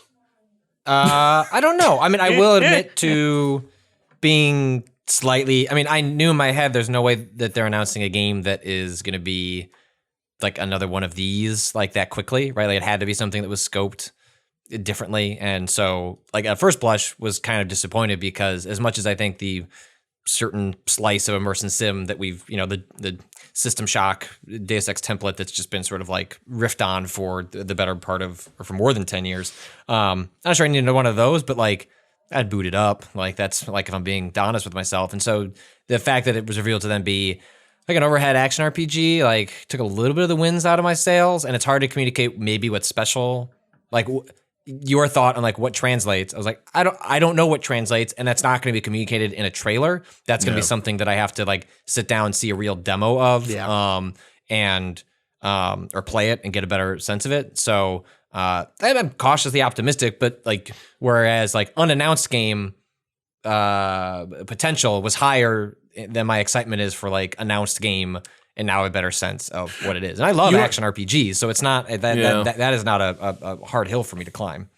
My experience was probably colored a little bit by the fact I was also relieved that it wasn't an immersive sim, because it makes me look less wrong on that show that we recorded that people haven't heard yet. I'm like, woo! Oh, thank God that doesn't look like a tiny Dishonored, or I would have looked silly. I have bad news for you, Rob. Survive and unveil the mysteries of the Wild West through the intertwined destinies of its unusual heroes in an immersive sim from the co-creators of Dishonored and Prey. That's their Steam copy. They're calling it an immersive sim. I don't know that I like that. In fact, the word RPG doesn't appear on this page except as a tag. It's a tag. But in their copy, in both the long and short copy, they're calling it an immersive sim, which is interesting. Which is like, that's for us. They're like, it's not don't in worry. style. Jokes that don't make sense. Sorry. No one knows what that means yet. The episode isn't out yet. This is the thing is like there could be a 15 or 20 minute gameplay demo that drops in 6 months where I'm like, you know what? I'm on board. My heart is open to that. But I think maybe that's actually, you hit something else for me, which is like, I'm not going to get excited about a 90-second trailer unless it's confirming something I already love and know, which is bad. Like that's not, I should know enough to temper that part. I shouldn't get excited for that shit either. I should always wait for the 15 to 20 minute trailer that communicates something about what the game is instead of getting hyped because a name I know comes on the screen. But yeah, that was the collect. That's what a lot of these trailers ended up being for me for this show. Like the Ghost of Tsushima was probably the biggest disappointment for me because I was hoping to see that game. I was really hoping for them to be like, here is 10 minutes of Ghost of Tsushima. And what we got was a 3-minute trailer that was like beat by beat every samurai thing I've seen in the last 20 years, you know? Yeah. That's not to say there wasn't news at the show, for sure. Like we got the Xbox Series X reveal, the kind of tower Xbox, if that's what you want. Which, hey, you can put it on its side. Can you? Yeah, it is horizontal and vertical, but it looks cool as a tower, so they're going to market it as like a tower. Yeah. What else? What else did stick out for people? I will say, well, connected to the Xbox thing, I am not surprised that Ninja Theory is making a second Hellblade game. It looks gorgeous in the way that Hellblade was gorgeous, but Hellblade, a game that I generally liked, but was a game that like walked on a knife's edge of trying to tell a story in which it tried to really put you in the interiority of someone experiencing mental illness. I know that not everyone agreed with its tact, but it's one that it came at. My impression of it was one that like of empathy and even sympathy and tried to make that intrinsic to the story it was telling. And it ended in a way where it's like, cool, you try to do an audacious thing that is often imperfect, but maybe you're a mile marker on people tackling similar ideas going forward. I don't know that I left that game being like, you know what I need is like an epic in scope sequel with all sorts of weird monsters. Like you could have done that and just set it in the same world, not that character. Like let's just move, like move over here. But it's a really striking character design, so I see how you get from point A to point B. And a lot of that trailer looks like, I know that I've heard like people that know better than me about like a huge part of next gen is going to be like lighting. Like lighting is going to be one of the big jumps that doesn't come to mind, but is going to be a part of why games are so striking or could be so striking with new hardware. And I think that trailer like demonstrates, it's like, if that's what we're seeing with the first wave of games that like, I mean, you know, like the games can look pretty goddamn incredible. And Ninja Theory is certainly a studio that is known for aesthetic. But so, yeah, I don't like that they're revisiting that well, because I feel like they took their swing at it and you should just let it lie. And so I get very nervous about where they could be taking that story going forward. Maybe it isn't a story about mental illness going forward. Right. And it was just that, and then it moves on to something else. But I don't know. It gives me the heebie-jeebies. Like it makes me like, okay, you already put your hand on the stove. Like we don't need to do it again. And so it's an interesting choice, but also not shocking. And also not shocking that's the game they chose to tie with it, because it's kind of a low stakes sort of game to reveal, as opposed to something a little more Halo Infinite or something like a new Fable or something like that. Yeah, I'm so curious. I think there's so much. If the idea that Hellblade has critics, it sounds like news to people listening. It's probably worth spending some time just searching the internet to get some alternative reads on that game, because I think it was a game that a lot of folks praised for its handling of mental health and its depiction of mental illness. And there was a lot of like, oh, here are the groups that we worked with, here are the doctors that we brought in as consultants. But it's, mental health, like all things, is not a monolith. And there are a lot of folks who came away from Senua's Sacrifice, Hellblade Senua's Sacrifice, being like, this actually bumps me the fuck out. Here is why, and let me break that down for you, and blah, blah, blah, blah, blah. And reading that stuff was really useful for me. And so it is definitely interesting to see them go back to it, and to not know, like, if I was someone who played that game and felt like represented or felt like something good happened, would I want them to then be like, and now it's an epic Proto-Norse story about monster fighting? But also, if I was someone who played it and was like, yo, fuck this, would I want them to double? Like, it's a mixed, and also, it's tough because it's one of those things where it's like that criticism I'm mentioning. Who knows how many people at that studio even read that crit? You know who knows? It's so messy. Let them make a new DMC. Come on, Microsoft. Just, or they made Enslaved, right? They made Enslaved That Journey game to was the good. West. Yeah, people loved that. What else? I guess they couldn't make a new. What was the launch? The PS3 launch title that they did? Oh, Heavenly Sword. Heavenly Sword. That game was better than people gave that game too much shit. I liked it. Wait, they made that Final Fantasy expansion? Did they? What? Heavenly Sword. It's Heaven's. Oh my god! I have an update. Yep. There's the name of the expansion is Heavensward. Like I said. Yeah. And it specifically says it on the screen. Like it's like we're going Heavensward. There is also a group in that expansion called Heaven's Ward, WARD. That is. Rob I haven't met died. the Heaven's Sword yet. I don't know if there's going to be a Passed sword. on. Rest in peace to Rob Zachney. Or He not. will be missed. God, it's a lot. That game is still killing me. The writing is so much better, by the way. The cutscenes are great. They've made such a turn, and also, I'm still like completely. We will get into Final Fantasy 14 at some other point on a longer podcast day, because I still have my issues. There's a character who just quotes Tyler Durden. There's a character who just quotes Tyler Durden. God damn it. In a That quest might be story. the most appealing pitch you've made about Final Fantasy yet. There is a quest. Is There's it, a Patrick? Yes, because that sounds fucking absurd. I almost need to experience it myself. every class in the game, every job or class has its own story, has its own like quests that are just for that story, right? So it's like you remember I talked about the Bard one before, and I'm now leveling like 4 different classes because I'm broken and don't know how to live my life. You have one character have multiple classes. You don't have to have an alt. It's not like WoW or other MMOs where you like have to make a new character and start from zero. You still have to start from zero, but you can do it in the same character who can just multi-class and like switch between classes and whenever they're not in combat, basically. And everyone was like hyping up the Dark Knight quest series for me. I'm like, this is it, man. Like, this is that real shit. This is them at their best. And you kind of get a quest every 5 levels from 30 to 50, and then from that point, every 2 levels after that, that's like tied to your class that has like unique NPCs and stuff. And the one from 30 to 50 killed me. It was just not.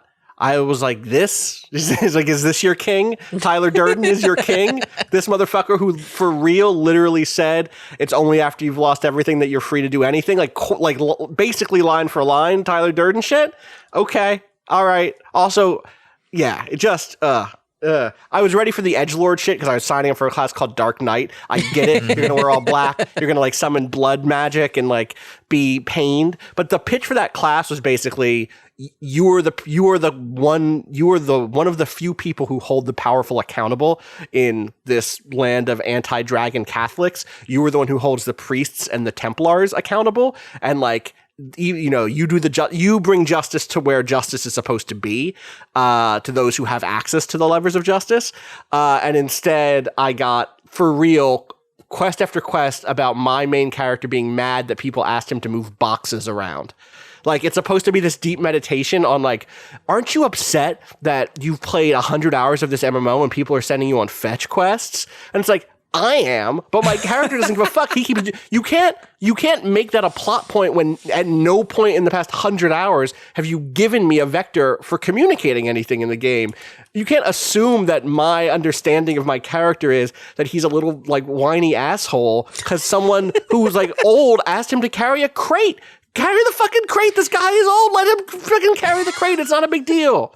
Anyway. I'll check it in Final Fantasy later again at some point.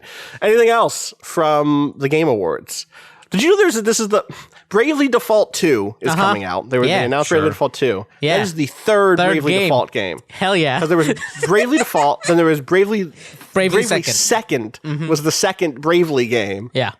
And now there's Bravely Default 2. Look, Square is constantly pushing the envelope on name and how you can name a video game. So, why not go into next gen with them pushing it even further? That's great. I guess the other thing was go ahead, Rob.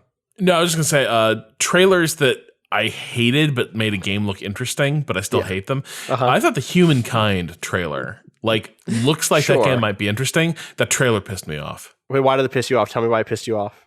Oh my God, just the fucking really broy dude talking about his adventures as an ancient king who just man, I just totally conquered them, man. And, we struck a bargain. They surrendered and I let them live. And I'm go fuck yourself. Did you not love the turn of the century, turn of the 21st century rather, twee guitar, Wes Anderson vibe that it was going for? That was really and then the motherfucker's wearing a Nutcracker outfit. Just all gold braid, double breast. But then of course, purple faux hawk, because then he's a gamer. That's how gamers are. Well, you can either have him say a slur or you give him a faux hawk. One or the other. That's how you identify him. But the interesting part of that trailer was it does sort of have this. It's sort of setting itself apart from Civilization, where it's got this notion of you don't just conquer and absorb entire cultures and civilizations in the sense of annihilating them from existence. The thing that's posited in that trailer is that when these two countries went to war and one was victorious and the other wasn't, what emerged was not just the victorious country. What emerged was something new, some kind of different culture, some kind of different nation from that experience. And that's a pretty interesting idea compared to the way this stuff has always worked in 4X games. And so, and Amplitude, if you don't know, they made one of the most interesting 4Xs of the last several years, Endless Legend.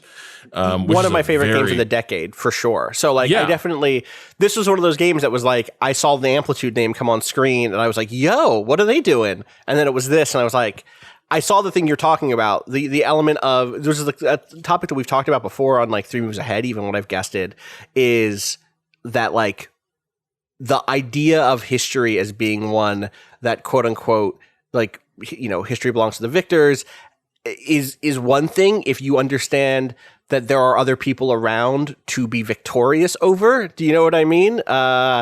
But in 4X games, one of the worst things is that the culture just disappears. There's no notion of assimilation. There's no notion of occupation. And so to see them dip their toes in that direction is interesting. But it was just the vibe of that trailer completely put me off. Yeah, and to be fair, marketers are frequently not the people making the game, and frequently don't have much investment in the game. And I think the other thing about that trailer is that it's a trailer that this game is working with new ideas and it is different, and they're trying to dial in how do you sell that? What is the idea here? Who is it for?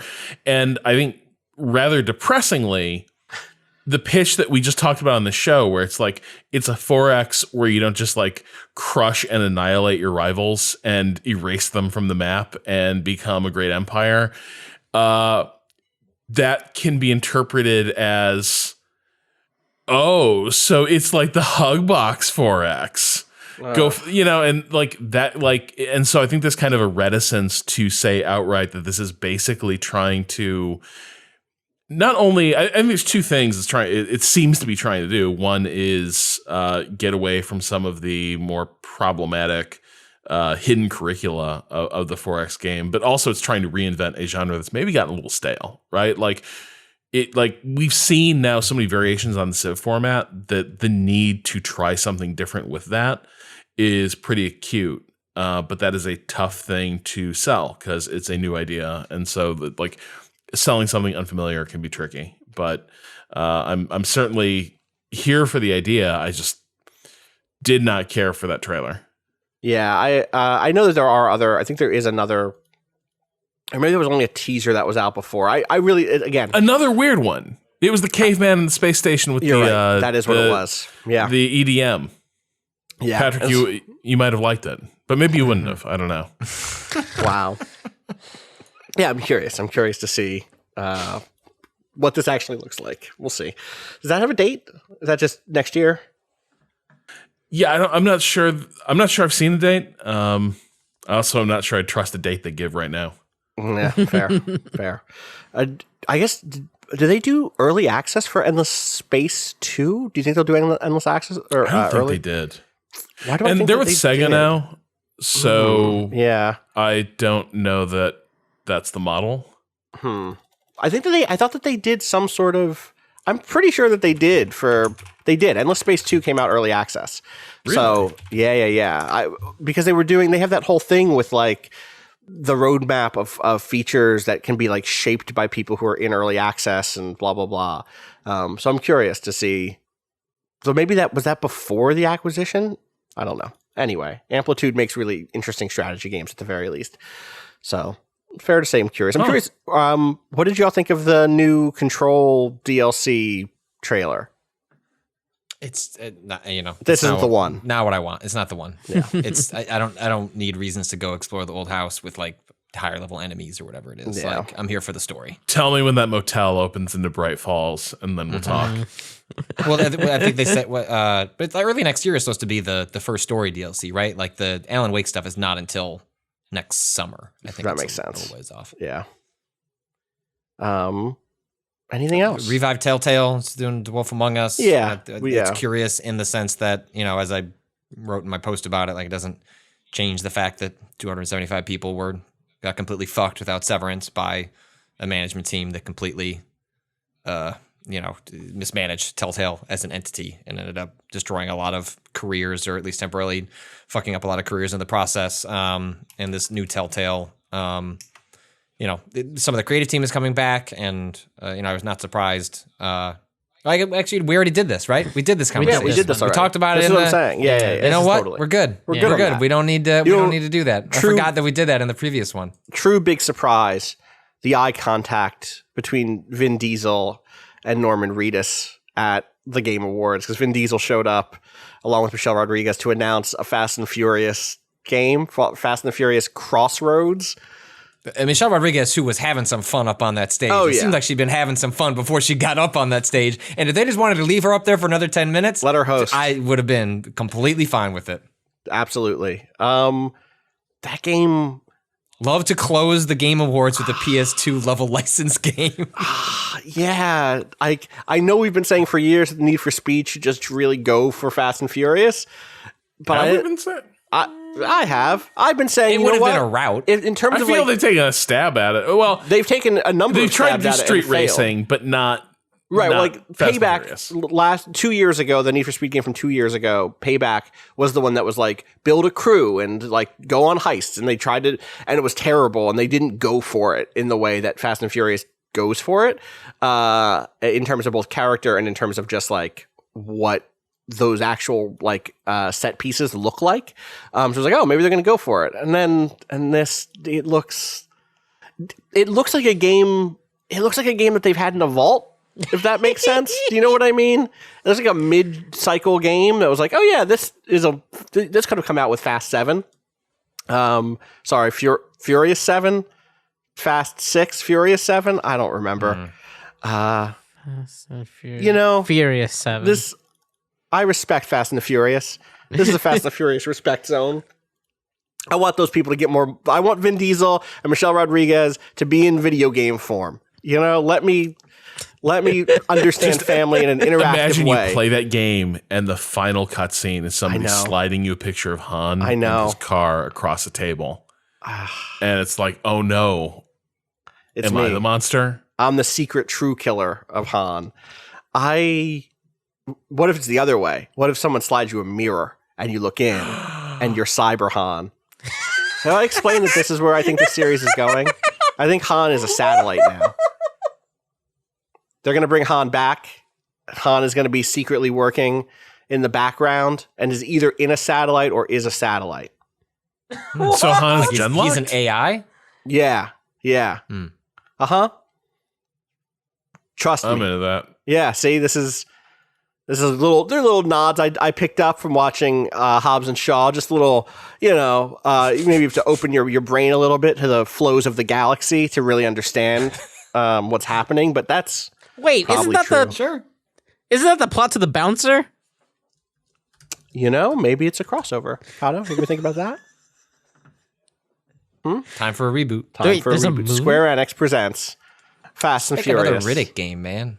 Make another Riddick. That would have been dope if you come out and been like, by the way. Yeah, just put Michelle Rodriguez in a Riddick game. Yeah. That would He be keeps trying to make these more Riddick movies, but that's just diminishing returns at this point.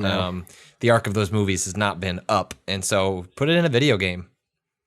I want to say that's it. Like, there were other things. There were an Apex thing for an event. There was a No More Heroes 3 thing. I guess, the Final Fantasy VII remake trailer, that game still continues to look like, yeah, I'm going to play that. Even the person, even me who like doesn't love Final Fantasy VII, I'm still like, yeah, I'm in. I'm all the way in on that. I'm all the way in. I just don't need to see it. Until I play it. Yeah. And like really play it, it will like the fundamental questions that I'm curious about, which is like, what do they do with like the plotting and the story where they choose to like cut it off? Like like those questions, like I've seen, like, I don't need it. I don't need to see any more of this game. Like the fundamental nature of like how they view what it is like to revisit that and what they choose to expand upon and not expand upon. Like I won't know any of that till next March. But yeah, it looks good. It looks cool. Yeah. And I think that's it for the Game Awards, unless I'm missing anything. But it doesn't sound like it. The Bouncer, they go to a satellite, but the girlfriend is a robot, not the satellite itself. So different thing. Missed opportunity is what you're telling me. Yeah. Yeah. Do we want to talk about this Instagram photo of Kumail Nanjiani? Excuse Seen me? this? Excuse me? No, not. Go to podcast. That's not real. That's real. That's not real. He's in a Marvel movie now, man. So I want to read He's this cut. comic. Actually, it's actually really Excuse me? fascinating. Excuse me? Yeah. So Kumail Nanjiani, Yeah, my boy's been mostly hitting known that for being ring fit. being in. Is this what happens if I do it every day instead? Yeah, if you do ring fit every day. Mostly known for being in comedies, Silicon Valley, and is also going to be in a big Marvel movie next year called The Eternals. So anyway, he posted this today. He wrote, I'll read the comment. I never thought I'd be one of those people who would post a thirsty shirtless, but I've worked way too hard for way too long, so here we are. You either die a hero, or you live long enough to see yourself become the villain. We got to retire that phrase, people. Yeah, we do. I found out a year ago I was going to be in Marvel's Eternals and decided I wanted to transform how I looked. I would not have been able to do this if it wasn't for a full year with the best trainers and nutritionists paid for by the biggest studio in the world. I'm glad I look like this, but I also understand why I never did before. It would have been impossible without these resources and times. He goes on, thanks a bunch of people, and makes a couple of jokes, but I thought it was actually straight up useful to be like, you see these transformations happen to a lot of these like superhero movies. And it's like, oh yeah, you just like hit the gym, bro. And like, this is what happens. And he's like, nah, like what if you had infinite fucking resources for people to reshape your body? Not that you don't still got to put in the work, right? Like it's no one lifts the weight for you, but let's not pretend like that just happens because you sign up for a gym membership and your body looks like that. It is, millions of dollars were spent to make that body. Right, exactly. Like it was his just job. Admitting that is like a small little thing, but like nothing. I thought that was cool. I'll be honest. I missed the dad bod on it. This is impressive. It'll come back. It will come back. I hope. So what you're saying is you want the Eternals to bomb, so it's not like several movies, and then Kumail has to go back to. Who is he in the Eternals? Could that person? I don't know have a anything dad about bod? the Eternals. I don't know anything about that corner of them. They're the people who made the Celestials, I think. Yeah, it also sounds like it's going to be They're the big fucking. Do you see Guardians of the Galaxy? Wait, was it the other way around? Was it the Celestials that made the Eternals? The Celestials made the Eternals. This reminds me of that Onion headline where it was like marketing campaign tries to convince people they like Green Lantern. And it was just all this like gaslighting marketing where it was like, hey, it's the Green Lantern, this guy who you know. You love him. He's your favorite. Do you know the new gods? Isn't Galactus? Is Galactus a celestial? I don't think so. But it's on that scale of yes. Galactus is like a is certainly in that same like galactic cosmic Marvel shit. If you were right? making a class of like character, Galactus would fit within a celestial. If you had a trading card that had like on the back of the trading card, it said power, skill, intellect, speed. Those would all be at the same level as Galactus, the Celestials. So, do you know the new gods, Rob? Yeah. No, for real. Do you? No. You're making it up. Okay. You know who Jack Kirby is? Yes. Okay. So Jack Kirby has this career in comics that is really groundbreaking and is makes a bunch of characters that we all know and love, including I believe Silver Surfer and Galactus, but also just like so influential in the Silver Age of Marvel in like figuring out what the Avengers was, stuff like that. But also when he goes to DC and he starts making this comic called The New Gods, which is this like post-apocalyptic sci-fi sword and sorcery mythological epic about kind of celestial beings. Do you know Darkseid from DC? Kind of like he's Grace. He's like it was Thanos before Thanos, but now Yeah. people think that Thanos is going to be before Darkseid, which is not exactly how it worked. He's the big blue guy. He's a big blue guy with like rock skin. The one that isn't Apocalypse. Yeah, I was gonna say looks Apocalypse adjacent. Yeah. Well, it's complicated that you say he isn't Apocalypse because he's the ruler of the planet Apocalypse. Of Apocalypse. Yes. Yes. The 60s. I know. New With Gods a is like K, right? Okay, New Yeah. Gods is like, what if you took one of the best comic creators of all time and were like, do some like wild 60s drugged out space cosmic. Just have fun. Yeah, epic. It's like Glorantha in space, Rob. It's like that style of like fantasy myth telling, huge, battles between armies, but also deep interiority of people who are gods, but maybe are they really gods, etc. And on the scale of even DC comics, they are basically that powerful. Then Kirby comes back to Marvel and is like, do y'all ever hear about the Celestials and the Eternals, who are not the new gods? Shit. And it is not one for one necessarily, except that like the new gods, the Eternals is a story that Kirby ended up never getting to kind of finish. There's kind of like hanging threads forever. I'm very curious how the Eternals land, because I don't know that you can do the Eternals the way you do Guardians of the Galaxy. Guardians of the Galaxy is playing in that same basic pool of like space Marvel, of galactic Marvel, but it is cheeky and snarky and grounded because of the way that they've put focus on Quill. Peter Quill, right? Am I getting that right? Yeah. Whereas the Eternals just like is not that, or like I guess like Thor Ragnarok kind of gets in a similar space, and you could theoretically the do first it Thor that is way. like in some ways played like the stuff that happens in Asgard is played pretty straight as like being like a soapy melodrama. It's directed by Kenneth Branagh. He directs it. Yeah, like that's what I mean. directs That's why they Shakespeare picked him. movies. Yeah. Right. They picked him because they wanted it to be a Shakespearean drama.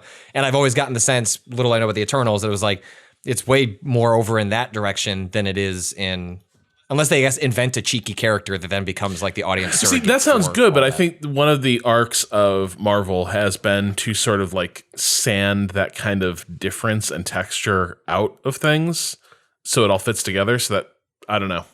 Yeah, we'll see. I am truly curious. Who's leading that movie? Who is the lead? It's huge. I mean, Angelina Jolie is one of the Okay. main characters. Okay. It's a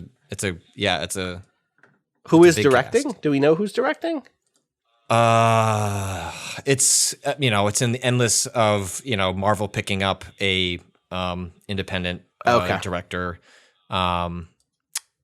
Chloe. Zhao? Chloe Zhao, who did "Songs My Brother Taught Me." That's a wild That is a wild, like, you're right. Marvel does do this. Marvel does be saying this person won awards in 2014, 2015. Let's give them a huge budget and make them tell listen, there are worse people that I'm interested. Make Marvel weird.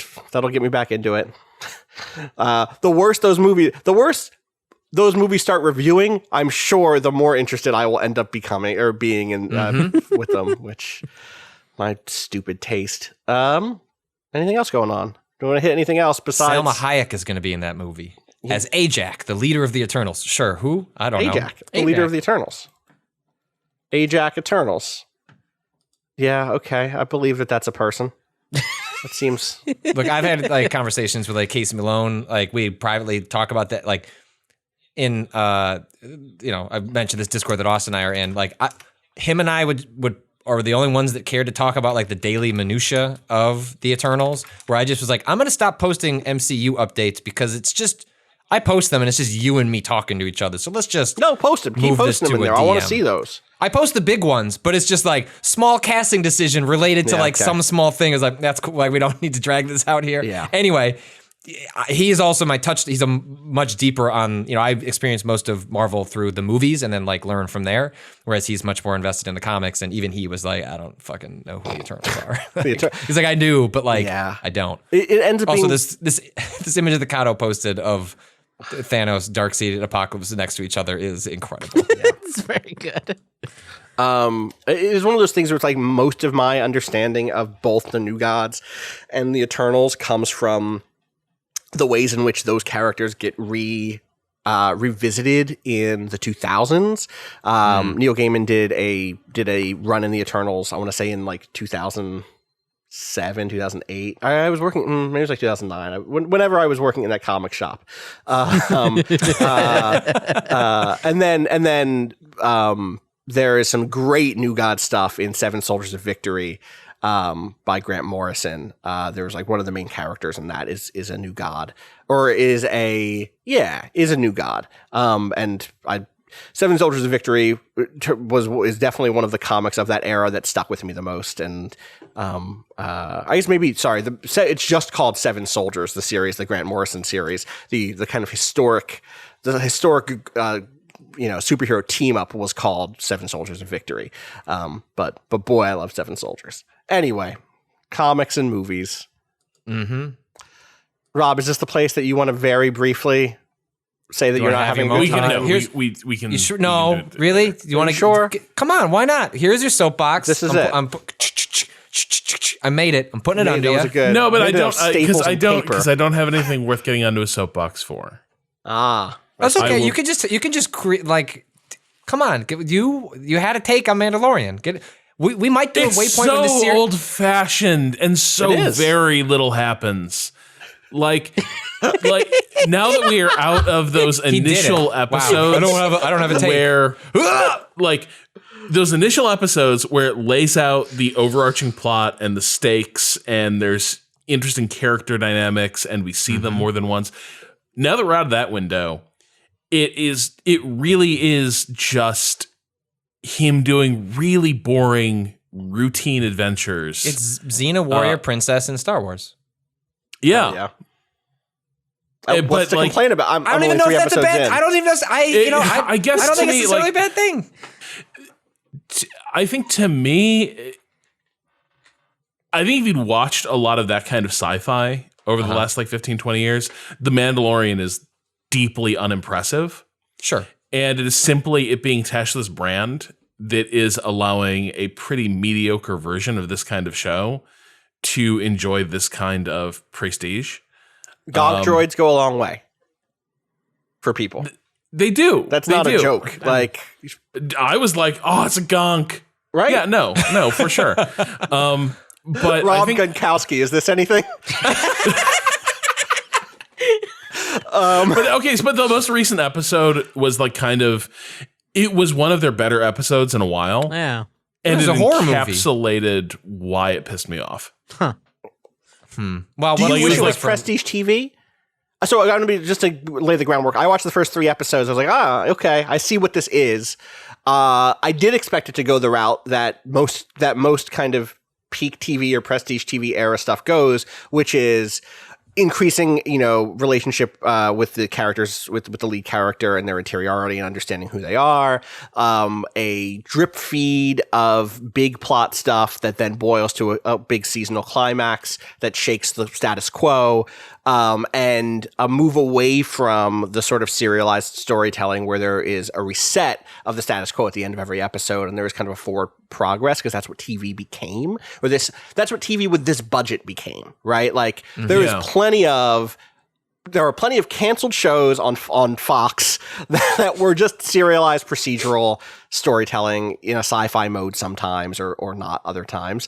And this had the sheen of a show that would be on an FX or an HBO or a Netflix or an Amazon Prime. This looked like it was trying to be The Expanse, but about a bounty hunter in the Star Wars world. And I guess it isn't.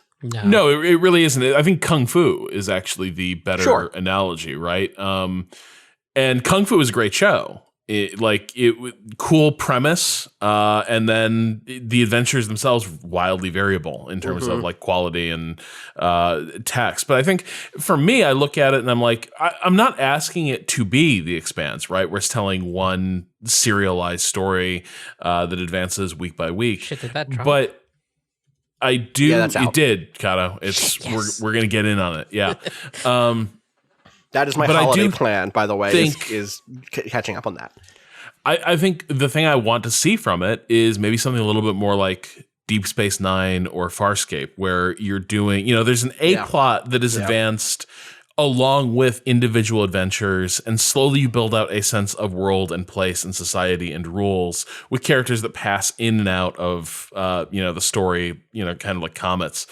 Maybe that's where this is going right now, but like, this most recent one introduces a bunch of people who have allegedly like deep backstory connections to the Mandalorian, and they're discarded like trash because they're meaningless. They're just cutouts for him to completely crush and demonstrate that he's more clever and badass than they are. But this notion of, he's getting back with the old gang ends up being so weightless, right? That when the turn finally comes, I just didn't care. Though I did love, Patrick, the shot of him in the hallway with the strobe lights as he's closing in on that dude. That is one of the the best Star Wars moment in years. Into Jason Voorhees for about 10 minutes, and it's great. Yeah, but I actually even pushed back. This is turning into a Waypoint. We need to watch those series, but.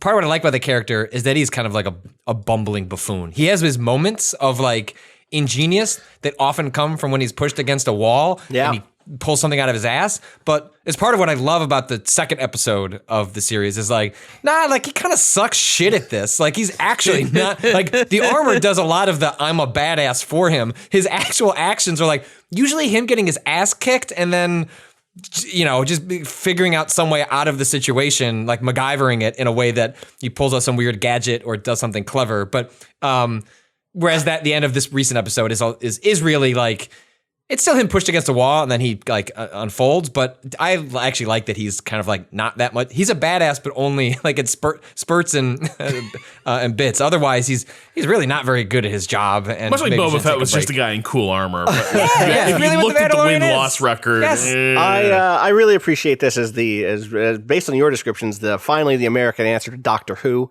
something that should be better than it is. That features kind of a bumbler who sometimes can appear to be a cold-hearted badass, who that has a lot of investment in thrown away world building. You're in a place that you think is really cool, and then in a week it doesn't matter at all. There's even a companion. This time it's Baby Yoda.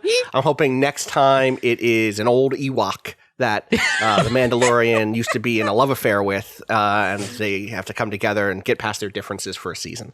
So I'm only half kidding. It is very Doctor Who in structure in this way, but it's weird because I understand the expectation 100% for what this thing should be. Part of that expectation, honestly, is also even Star Wars' own fault. Not only we cannot get into Rise of Skywalker, pre-release discourse. It's gonna be a week. But even just looking at stuff like Clone Wars, like the Clone Wars, the TV show, the cartoon that ran for years, I think is still running or is going to come back shortly.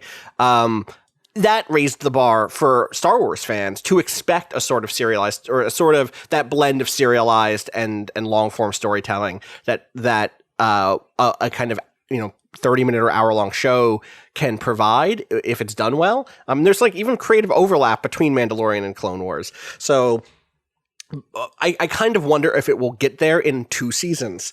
And I'm curious if that's the degree of investment that is going to go into that show, or if this is going to be a one and done. No, they've already done. They've already promised the second season, so at least that's what's happening. That's the thing. Is like I rewatched some of that first season of Clone Wars recently. It's like, this is bad. This is not a good show. So I just started watching it for the first time. Which Clone Wars? Because there were 2 series. The second series, the series that was very long running. Yeah. Not the what's his name? Gendy Tarkovsky, is that right? Yeah. Gendy. Not Tarkovsky. I think we know. Tartakovsky. Let me get his name right. Tarkovsky's Clone Wars. Yeah, finally. Slow dolly shot through like ranks of Sparty cloning cylinders. The 7-minute unbroken shot of the Trade Federation ambassador on a ship slowly coming in for dock, just looking at his face in the reflection of the space station in the reflection of the car. Love it. 2 hours of Jedi trying to negotiate passage on a smuggler's freighter. See, to get there, we need to have the Mandalorian only be okay. Oh, fuck. Destroy copyright. Let me make this. But so you started watching it, the 2008 The Clone Wars TV series. Yeah. CG cartoon. Yeah. CG. What has your take been on that thing so far? Right now, I'm mostly interested in how interested it is in being military sci-fi. Yeah, which caught me off guard. Is, dude. Like all from episode 1, yep. They're using like electronic countermeasures. They're using like jamming. They're throwing up false trails. They're overwhelming targeting computers, and I'm like. And in a way that's internally consistent, which Star Wars increasingly does not care about. Yeah. But this is very much like, remember when the X-Wing books came out, and particularly Aaron Alston just reimagined it as like a military sci-fi procedural? Yeah. I was like, oh, is that what the show's doing? I thought it was going to be like Jedi having cute little adventures, and instead you got Yoda being like, activate jamming and spoof their sensors. Like, he's General Yoda in that series, 100%, especially at first. Like, that's a series that cares a lot about the clone troopers, right? Like, it is called the Clone Wars, and it's not pretending. Hang on, why did they turn against the Jedi? They're all friends now. I can't imagine this crew of stormtroopers obeying Order 66. And how's that happen? And yet, you know what? I think this is a play to find out what happens situation, Rob. I think you'll get there. Are they not going to be friends? Who could say? Who could say what happens? Here's a question. What happens if they disobey orders now? There's who could say what would happen if I have to watch more to find out. You're going to have to watch more to find out. Don't worry, Rob. There's only 121 episodes. Jesus Christ. So far. I don't know if I have time for that. Yeah. Are they half hours? They're half hours. Yeah. It's a cartoon. They're 21 minutes. Is it weird? Whatever, right? Is it weird that Mandalorian's a half hour? I love it. A half hour. Me too. Could you imagine how insufferable that show would be? That one where they just drove through the desert to find Ming-Na Wen for like 5 minutes to be like, hey, it's Ming-Na Wen. And then like fuck all happens. No, that doesn't need to be an hour long. Unless it's Tarkovsky's. That's what I'm saying. This is so. Anyway, the point is, this is the thing that's so weird is I think the Clone Wars cartoon, the CG cartoon, ends up being really good about a lot of the stuff that we were wishing that The Mandalorian would be really good on. And Dave Filoni, who was one of the key creatives on the Clone Wars TV show, is also one of the key creatives on The Mandalorian. Obviously, Jon Favreau is like the lead, but Filoni was like on all of those panels. His voice is in the room, So yeah, you know, it is what it is. My hope is that it improves. I still have to catch up with it. But yeah. Is that it? Are we done this weird episode that was half Waypoints? I think so. Because we did a Waypoints episode in here between Mandalorian, the Patriots. I know. People should check out the Wraith Squadron books, is all I'm saying. You know what? Yes. Agreed. I should watched- reread They those might books. actually hold up better than any of the other Star Wars books. They should make a Wraith Squadron show. They should, man. Fuck. Like, characters don't got plot armor in that one. Nope. Like, you're just reading along, and it's like, oh, I love this character. Think about the stunt and then, casting you blam, could do. Yeah, think about it's the a stunt war. casting you could do with major character. That'd be good. All right. We should wrap this up. By the time you hear this, I guess no. If you hear this tonight, if you hear this on Monday, you will still have time to send in your questions to our special holiday edition gaming question bucket. What is the subject people are supposed to use, Patrick? Do you remember off the top of your head? I can pull it Holiday up. hot takes. Holiday hot takes. We already got some in Hot here. takes. I've Oh my added God. there's some weird uncanny group thing happening in my inbox. Is there? Do you think there's like some overlap happening? Well, there? maybe that's not the right, like, I'm assuming that is the correct subject line Yeah, because that's I have like 200 emails. Yeah, with- we have a bunch of these. Good. Can I We'll pull get one? to 5 of them. Can I just pick one randomly as a preview of what we're looking for? Hell yeah, do it. Here we go. Holiday hot takes. This one's in from Mike in Victoria. Best food to go out and have on a snowy day. You don't have to specify the location, so your secret hangouts remain secret, but specify the food. Bonus points for adding a beverage. Go. How long do we have to answer this? Are we There's a total answering it? Yeah, total of 90 seconds, right? Yeah. Kato, start the timer. I'm Yeah, on it. Timer. Go. I'm looking at a timer. All right. Ramen. Hell yeah. Fuck. Give me I was gonna say ramen. Yeah, that's a good one. That's because ramen's this question doesn't need 90 seconds. Yeah. Ramen, it's done. Unless you got a good steak and kidney pie, at which point maybe we have a debate. But I you have an know answer what? for this that- My tummy's got room for 2. You could do a small bowl of ramen with some steak and kidney pie on the side. That sounds great. You know what I'm going to do? You catch me at the Uno Pizzeria, ordering a steak in the middle of a blizzard. None of that shit's supposed to happen. And also a nice beer. I'm going to be the one in there because there's one kind of near to where I live, and it's pretty easy to get to, even if it's blizzarding out. I just put some boots on and yum. I might do the beer, but you know what? If it's a wintry night, give me the strongest Manhattan you can possibly fit into a glass. Irresponsibly large. Yes, I will pay extra for the Carpano Antica. You make sure you got it. At the Uno Pizzeria bar. Love it. Patrick? Ding. Kato? Ding. No, I You don't have know. 30 seconds left. Patrick will have ramen, but anything else? Anything on the side? Nice apple pie? A coffee? Ooh. Sorry, the drink of choice for me on a snowy night is a hot toddy. 100%. 100%. Ooh, yeah. I With want a steak? You can have it separately. You can have it it's separate. an experience. It's an experience. It's a dessert drink. Appetizer, marrow spread over toast. yes, Roasted 100%. marrows over toast. Done. P.S. People made the lasagna burrito, and everyone who has shown us their lasagna burrito, We're out of time. it looks good. Shit. I can conclude that with if you go to my Patrick. Twitter account, I've been tweet threading the lasagna. I'm not answering the question anymore. I'm addressing something separate. I've been tweet threading This all is how of we the get lasagna 3-hour burritos. podcast with time. So just go to my Twitter account. You can see like the 6 that people have made. It's truly the arc of it of like just rustic people not know what to Rustic do. people? The food looks rustic. It's like we're trying out here, but the artisanal arc of the food is I want to eat these so bad. Yeah.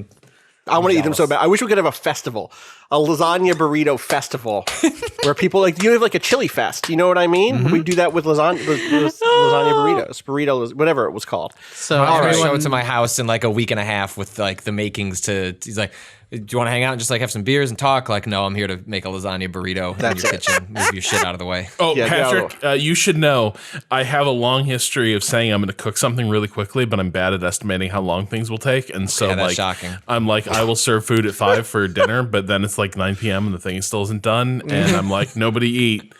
It's almost ready. It's almost ready. Don't Now no. imagine that happening at those your M&Ms house. away.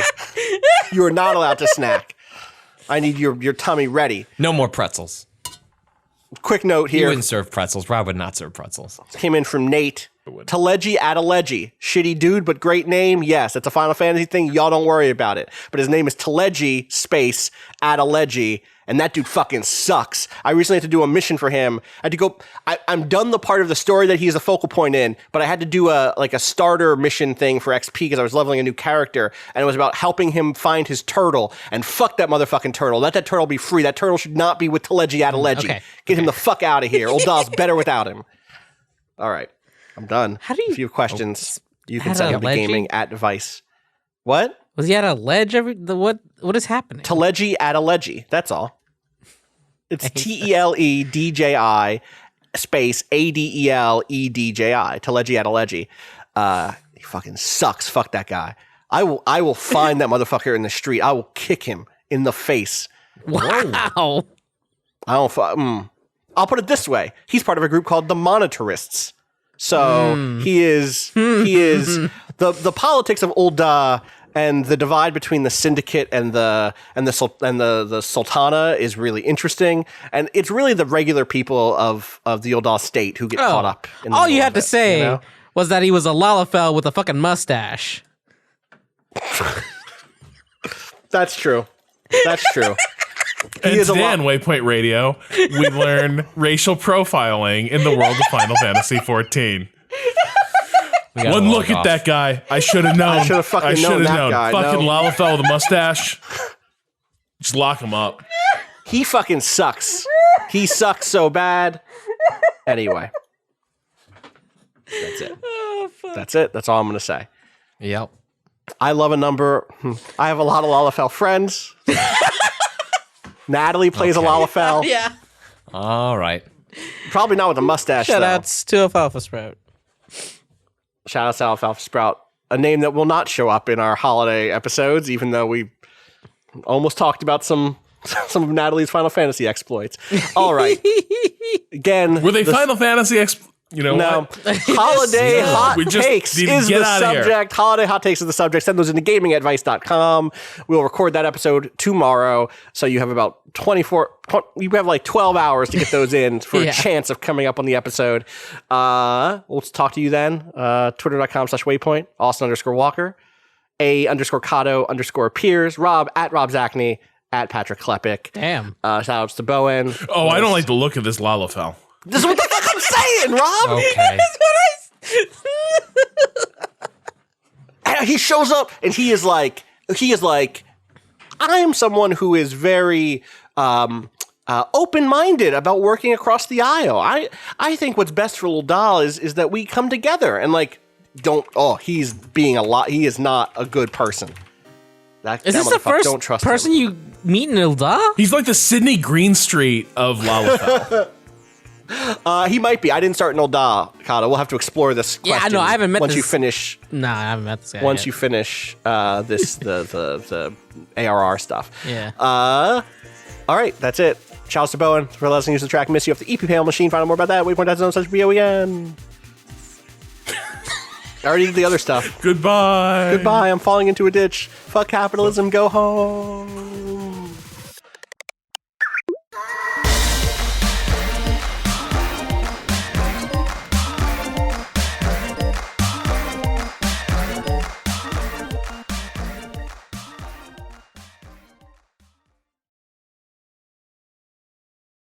That's what it sounds like to fall into the ditch of capitalism. That's fine. If it's a shorter podcast, we're good. Pod, it's fine. Yeah, It's listen, fine. I didn't Yeah, know. we it don't was need to gonna be- stress. We're like, I did dude. play a short hike, so. Okay. Oh, because of me? Great. Yeah. I was Hell like, yeah. okay. Okay. Let's This looks go. cute. Time that is. Fuck. I don't usually have Yeah. to do this. All of a sudden, my headphones just went to one side only. That's That's not fun. good. don't Just know in why I time for the did that. holidays. One Side Only, the podcast where Austin reviews only the A sides of classic LPs. And then I cancel it because I decide they're super problematic. LPs is a concept. LPs is a concept, yeah. I did not cancel that podcast. That podcast is still going in my heart. Anyway, you want to do 13?